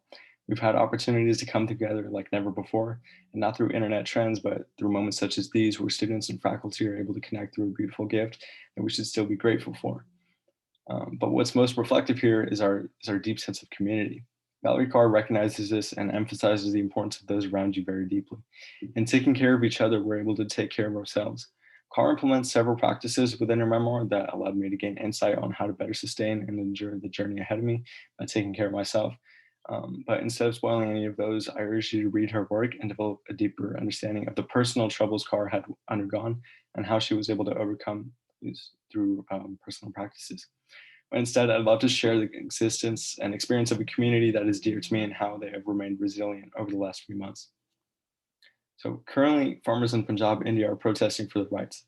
The government has removed subsidies that allow small landowners to survive and place their fate in the hands of much larger corporations that can drive them out.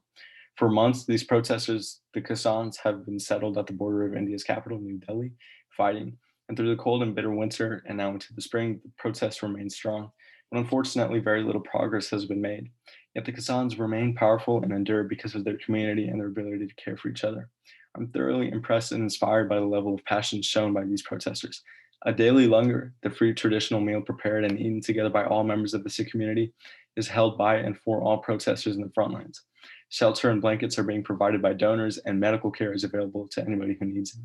While See No Stranger has shown me how impactful community was in Valerie Carr's own life and growth, I'm proud to see it displayed in India right now by the community of fighters, by the community of farmers fighting for their own rights. And in another way, I'm able to be proud of the community that I'm a part of at LMU, in which a group of students and teachers have committed ourselves in caring for each other and ensuring that we get through this difficult time as a group. In conclusion, bettering the world around you through systemic change is an obligation. And if we neglect it, then the issues that we face today are going to be the same issues that we face 10 to 15 to 20 years from now. And we can't let this cycle keep repeating. And the journey is difficult, but we can move forward together using resources and community available to us, and incorporating the practices included by Valerie Carr in her own personal memoir. Taking care of ourselves is important, and I'm positive we can't endure without it. I found See No Stranger to be brilliant work that uses Sikh tradition and Valerie Carr's own personal experiences to inspire me to reconnect with both my own faith tradition and to contribute more in my efforts to create systemic change as the result of systemic issues present in our society today. And I highly recommend it as a read for anybody that's interested in bettering the world around them. Thank you. Oh, sorry, acknowledgements. Thank you sincerely for allowing me to present. Thank you to Valerie Carr for her brilliant work and her memoir and for being so personable throughout her writing. And thank you to Dr. Coulter for supporting me in this process and helping me edit my presentation and paper. And these are my references. Sorry, I am a biochemistry major and these are how we present our presentations. So I'm just in the habit. Thank you. All right, thank you so much, Rukwan. Detailed and comprehensive. Comment or question?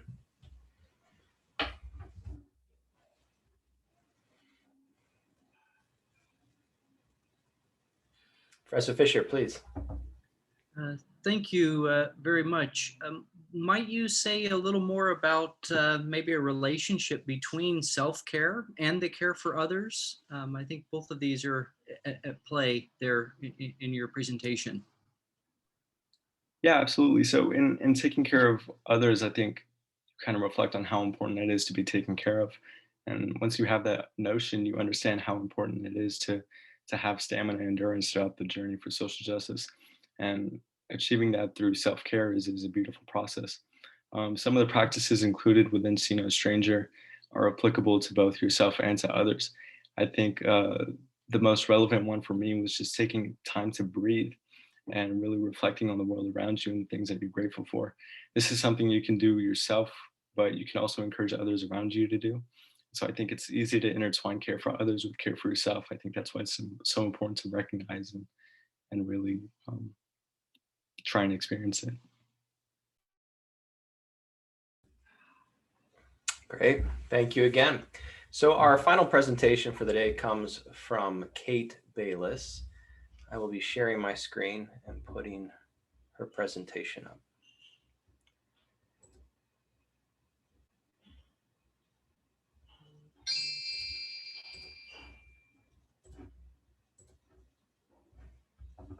Okay, here we go. Hello everyone.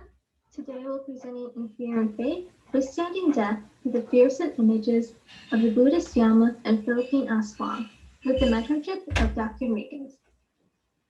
I was introduced to the supernatural within Buddhism when taking the Buddhism course in the spring of 2020. As a Filipino, I grew up with stories of the Aswang, and during my times in the Philippines, I was able to witness how the fear of this creature is truly a part of the Philippine society from past to present. Last semester, I completed Sacred, Sinister, and Strange, and I completed a project on a general comparative analysis of the two creatures, with the idea of the supernatural in relation to fear and how society copes with the anxiety surrounding the unavoidable trauma of death was something I continue to question.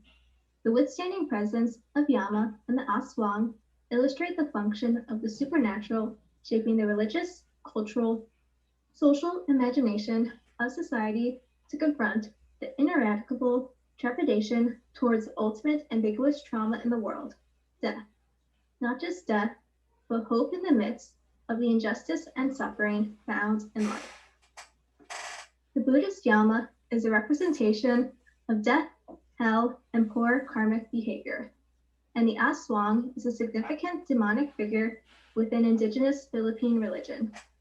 The images of terrifying creatures embody society's fears, that analyzing these fears reveal the social analysis of suffering and death, ultimately uncovering the past to present fight for justice and liberation within each religion's respective tradition and followers. The adaptation of supernatural creatures to address the unresolvable social and cultural conflicts connect the fearful world to faith, and they answer the unanswerable dialogue of contemporary justice that arises by defeating these monstrous images to renew hope and a shift from struggle to a shift of justice. These topics bring forward the importance of the comparison of Yama and the Aswang, as the supernatural world is an invitation for society to expand their knowledge of the possibility of a new, just world, as Yama and the Aswang provide courage for humanity to question the order of the world and stand up to injustice. Through the understanding of each character's temporal transformation, these images confront the traumas surrounding death, demonstrating the role of the archetypal realm to understand the traumas that extend beyond empirical explanations to understand the world. Yama, the king of death, is a reminder of impermanence, the fragility of life, and the need to live life ethically, as it determines one's next birth. Devadatta Sutta defines that the deceased are brought before Yama, who questions if one has considered their ill conduct in light of birth, old age, disease, worldly retribution, and death. A negative answer confirms that one is an ignorable person who repeatedly committed grave sins. The punishment in hell is dependent on the severity of one's sins, but brutal torment is ensured as long as one's evil actions have not exhausted its results. And Yama's infernal affiliates are said to be waiting to drag the sinner off to various tortures upon Yama's firm ruling. The bureaucratic and judiciary cycle of life and death within Buddhism caused Yama to take on a double role, a karmic judge of the living and a ruler of the realms of hell. The image of eternal suffering and the Narakas, as well as Yama's affiliation with hell, establish this creature as a being to be feared. The terror within Yama's character symbolizes humanity's terror of continuous rebirths, particularly rebirth in the hell realms that are filled with suffering. His inability to intervene with the operation of karmic law reminds humanity that they have full control over his potential ruling, that they are condemned to hell. Yama remembers every ill action that one commits during their lifetime, and every poor action is a step towards eternal torture. In times when the natural world is chaotic, the supernatural is the sole answer to understanding the inhumane practices, as it is invitates humanity to expand their concepts of the status quo and challenge it for a fight against injustices. Karma defines that individual deeds have consequences, although these consequences are not necessarily present in one's earthly life. In this sense, Yama is a source of hope for the powerless, as his role as a karmic judge ensures that the evildoers are punished for the crimes they committed. Moreover, Yama's ability to negate sinners from reincarnation on Earth provides hope that the chaotic world will steer towards a positive future as Yama continuously removes ill members of society. The thought of King of Hell is no longer fearful. Instead, his role as karmic judge is an image of justice, an element that is largely absent in the world, and serves as hope for the pacification of evil. Generally, the Aswang is an umbrella term for an evil creature, usually a demonic female that walks the earth but divides at the waist to expose her organs and take flight to look for prey. The creature boasts a sharp and tubular tongue that is hollow like a straw. It allows the Aswang to pierce victims' flesh and suck their blood and consequently their life out of them. There are two vulnerable populations that the Aswang targets, the dying and pregnant women. Indigenous Philippine faith casted females for the role of shaman priestesses, mediums, and healers. As the indigenous faith in the Philippines encountered the Christianity of the Spanish colonizers, these women leaders became demonized. They were relabeled as witches, and the Spanish maintained that the witches conspired with the devil. It is important to note that in Philippine culture, an aswang is believed to be killed by holy water, a priest, or a holy Christian object. This illustrates how the Spaniards not only demonized women, but also indigenous practices in a manner that converted the Filipinos to the Christian faith that would save them from this horrid monster. This practice exhibits further fearful tactics that were used to create fear around the aswang and thereby death.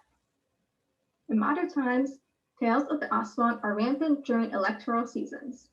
In particular, an outbreak of aswang sightings flooded Metro Manila amidst the violence of the 1992 presidential election.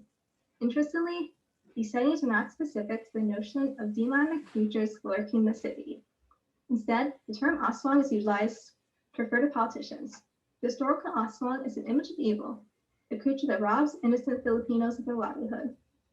This motive mirrors that of corrupt politicians who figuratively suck the life out of the poor through unethical practices that render them helpless in a capitalistic world that only acknowledges the wealthy. The media's continuous grip of the aswang narrative during the time of political unrest established this narrative as a temporal translation, as elections and historical aswang are incompatible. When utilizing the aswang label to refer to moral individuals, the label maintains the evil characteristic of a historic aswang, but it also strips the individual of their human nature and marks him as a figure of supernatural evil. Unlike the historical aswang that is typically female, this modern connotation steers away from demonized women to a blanket term for moral figures. Through this temporal transformation, the aswang provides the marginalized Filipinos a sense of hope, as it is no longer humans engaging in these vile actions. Instead, it is aswangs, the ultimate form of inhumane evil. Within society, events occur that cannot be explained by the laws of the same familiar world. Fundamentally, fear is innate. Humanity is unable to distinguish a biological element, but the ways in which they explore this horror is alterable. Supernatural beings were conceived for the purpose of discussing the triangulation between religion, the natural, and the unknown world at large. To this day, the corruption of society, the pain from these circumstances, the limitation of one's earthly existence, and existence beyond is a paradox, because it is universal and cultural specific. It is for this reason that the cross-cultural perspectives of Yama and the aswang enrich the human understanding of the present world that steers away from religion to understand the ways of life. Scientific advances answer the data mysteries surrounding the unknown world. The questions that Yama and the aswang bring forward are beyond the scope of science. The supernatural is the sole outlet to understand sanctity within the absence of moral agency. Yama and the aswang are temporal invitations for their followers to broaden their perspective and exhaust the duality of good and evil to uncover the sacred at work in humanity. Finding hope is the key to defeating the secular, monstrous images of Yama and the aswang. Their historical purposes entangle notions of evil, with their images ignite humanity to strive for a peaceful world, while contemporary translating the political violence, class division, and anxieties from social reality that remain prevalent from past to present. Now, Yama and the aswang are icons for the just world that humanity longs for, holding firm to the notion that hope is revealed in their temporal transformation. Evil is not a humanistic image. It is a supernatural and separate from the workings of humanity. Specifically, in Buddhism, it is the confirmation that Yama banishes the evil members of society, or the hope that those who are reincarnated are morally sound, providing hope that the world will advance towards a peaceful nation. In the Philippines, it is the faith that figurative aswangs are the modern corruptors of society, as no human could be immoral enough to enact such monstrosities. Most of all, it is the hope that humanity unites towards a peaceful and ethical world order that reigns powerful in the world's chaos for a shift towards justice. Within evil, it is not humans engaging in these actions. It is hellbound sinners and modern aswangs that commit chaos in the world. Within these modern images, discovering the hope they provide reveals the overarching goodness in the world, as morality proves triumphant in the circumstances that manifest from these supernatural creatures.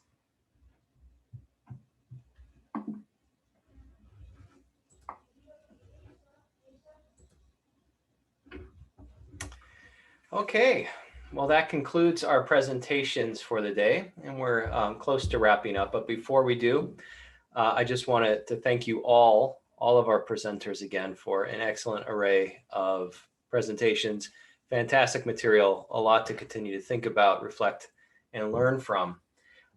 Before we go, we do want to list our departmental awards, starting with the awards for best paper. There's an award for best paper and second best paper. We'll then move into the TAC inductions, followed finally by the departmental awards that are they're awarded annually. So without further ado, we'll move to our best paper, which goes to Gabby Guerrero. Thank you. Oh my God. Thank you, guys. Our administrative coordinator, Faith Sevilla, will be in touch with the award winners, and that includes you, Gabby. There are there's a cash prize as well associated with both best paper awards. So congratulations, Gabby. Thank you so much. And I didn't thank Dr. Karst. She helped me with like everything and all of my research. I don't know if she's still here, but she's everything. And she answers all my distress calls, even if I'm in the COVID line at Dodger Stadium. So thank you. And thank you guys for listening. Everybody had really good papers. Great, Gabby, thank you. And the second best paper runner-up goes to Madeline Matthews. Congratulations, Madeline. Thank you so much. Wow. Thank you, Dr. Harrison, especially. Goodness. Oh. Well, congratulations again to both of you. And as I noted, our administrative coordinator, Faith Sevilla, will be in touch with details about the cash award. Now I'd like to move to our TAK inductees. Again, that's the National Honor Society for Religious Studies and Theology. This is not a surprise. All of you who are in this list, those who are with us today already know about this, but we do want to give recognition.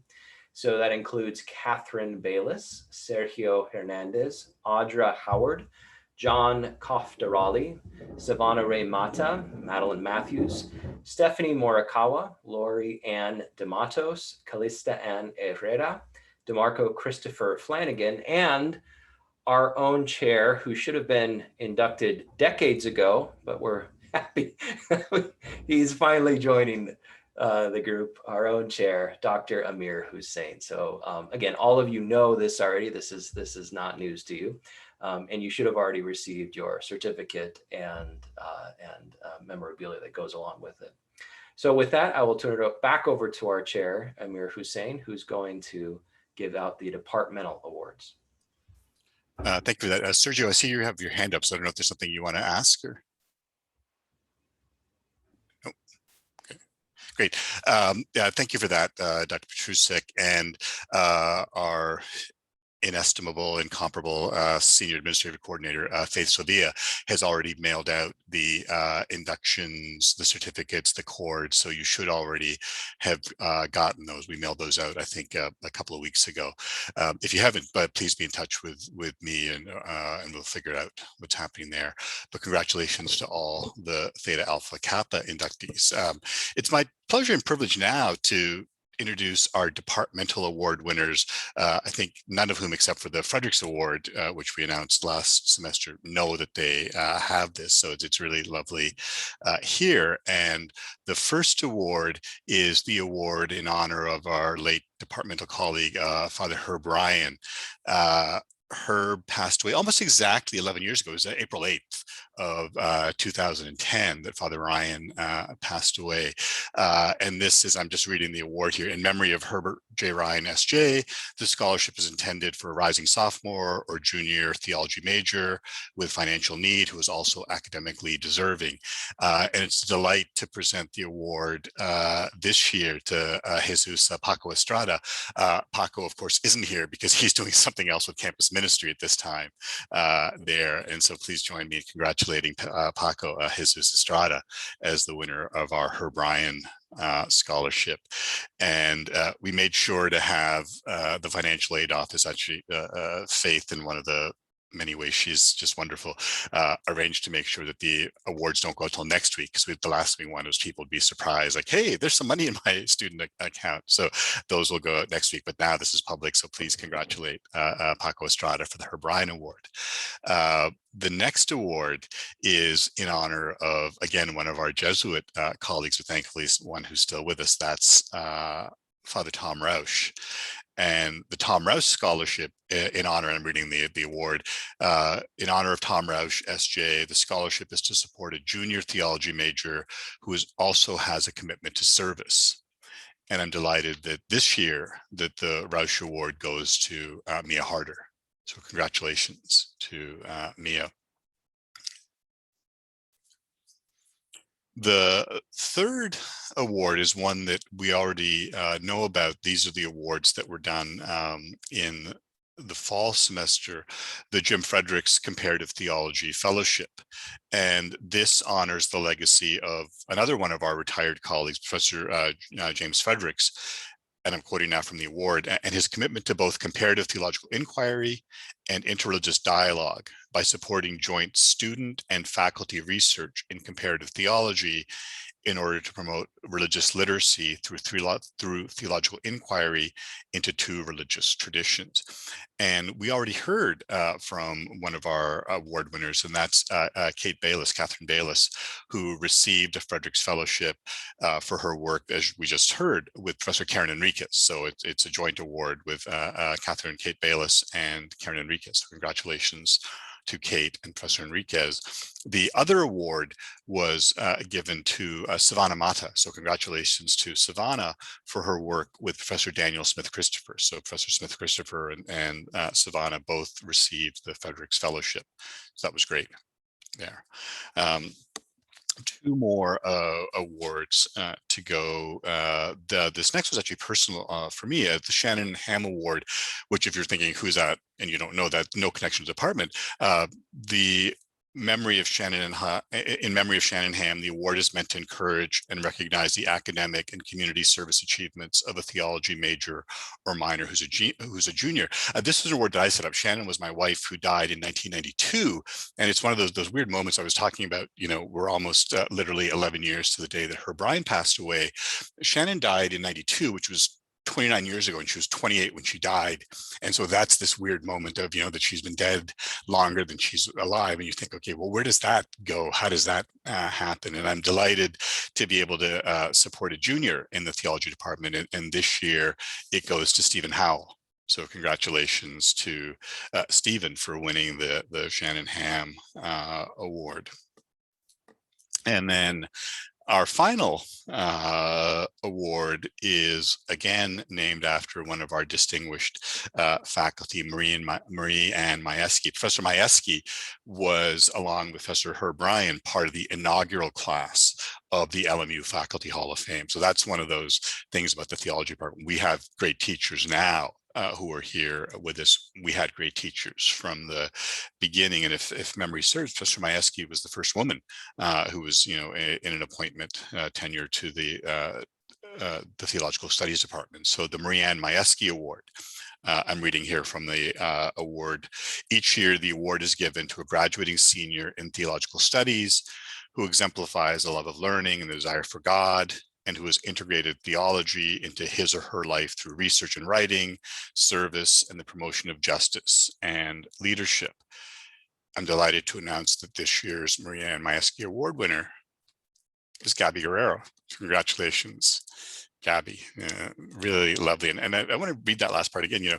Integrated theology into her life through research, writing, service, promotion of justice, and leadership.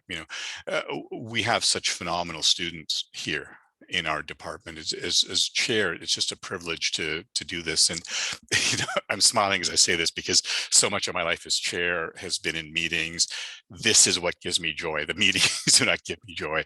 The chance to be in the classroom, the chance to interact with our students, to see the work that the faculty, Professor Harrison, Professor Kalsa, Professor Karst, who the students have sort of shouted out in terms of the work they've done. It's just extraordinary here. So congratulations to Gabby for the Marianne Majewski Award. For those of you that won those awards, you should start seeing those coming through, hopefully next week, into your accounts there.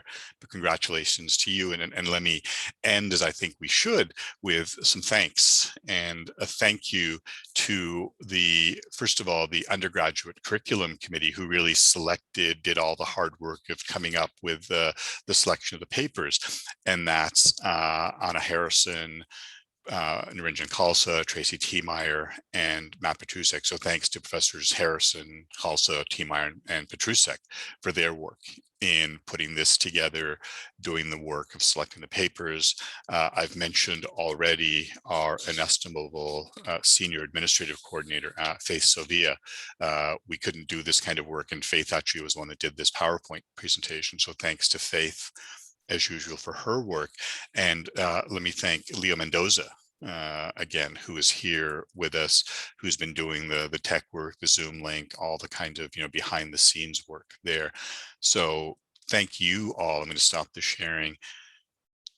Thank everyone for being involved in this, for participating in this. It's really lovely to be able to celebrate all of you. Matt, any last words? Let me turn it over to you. I think you covered everything, Professor Hussein. And let me just say, I hope to see you all soon. Take care and God bless all. Thank you, everyone. It's lovely. Take care. Bye-bye.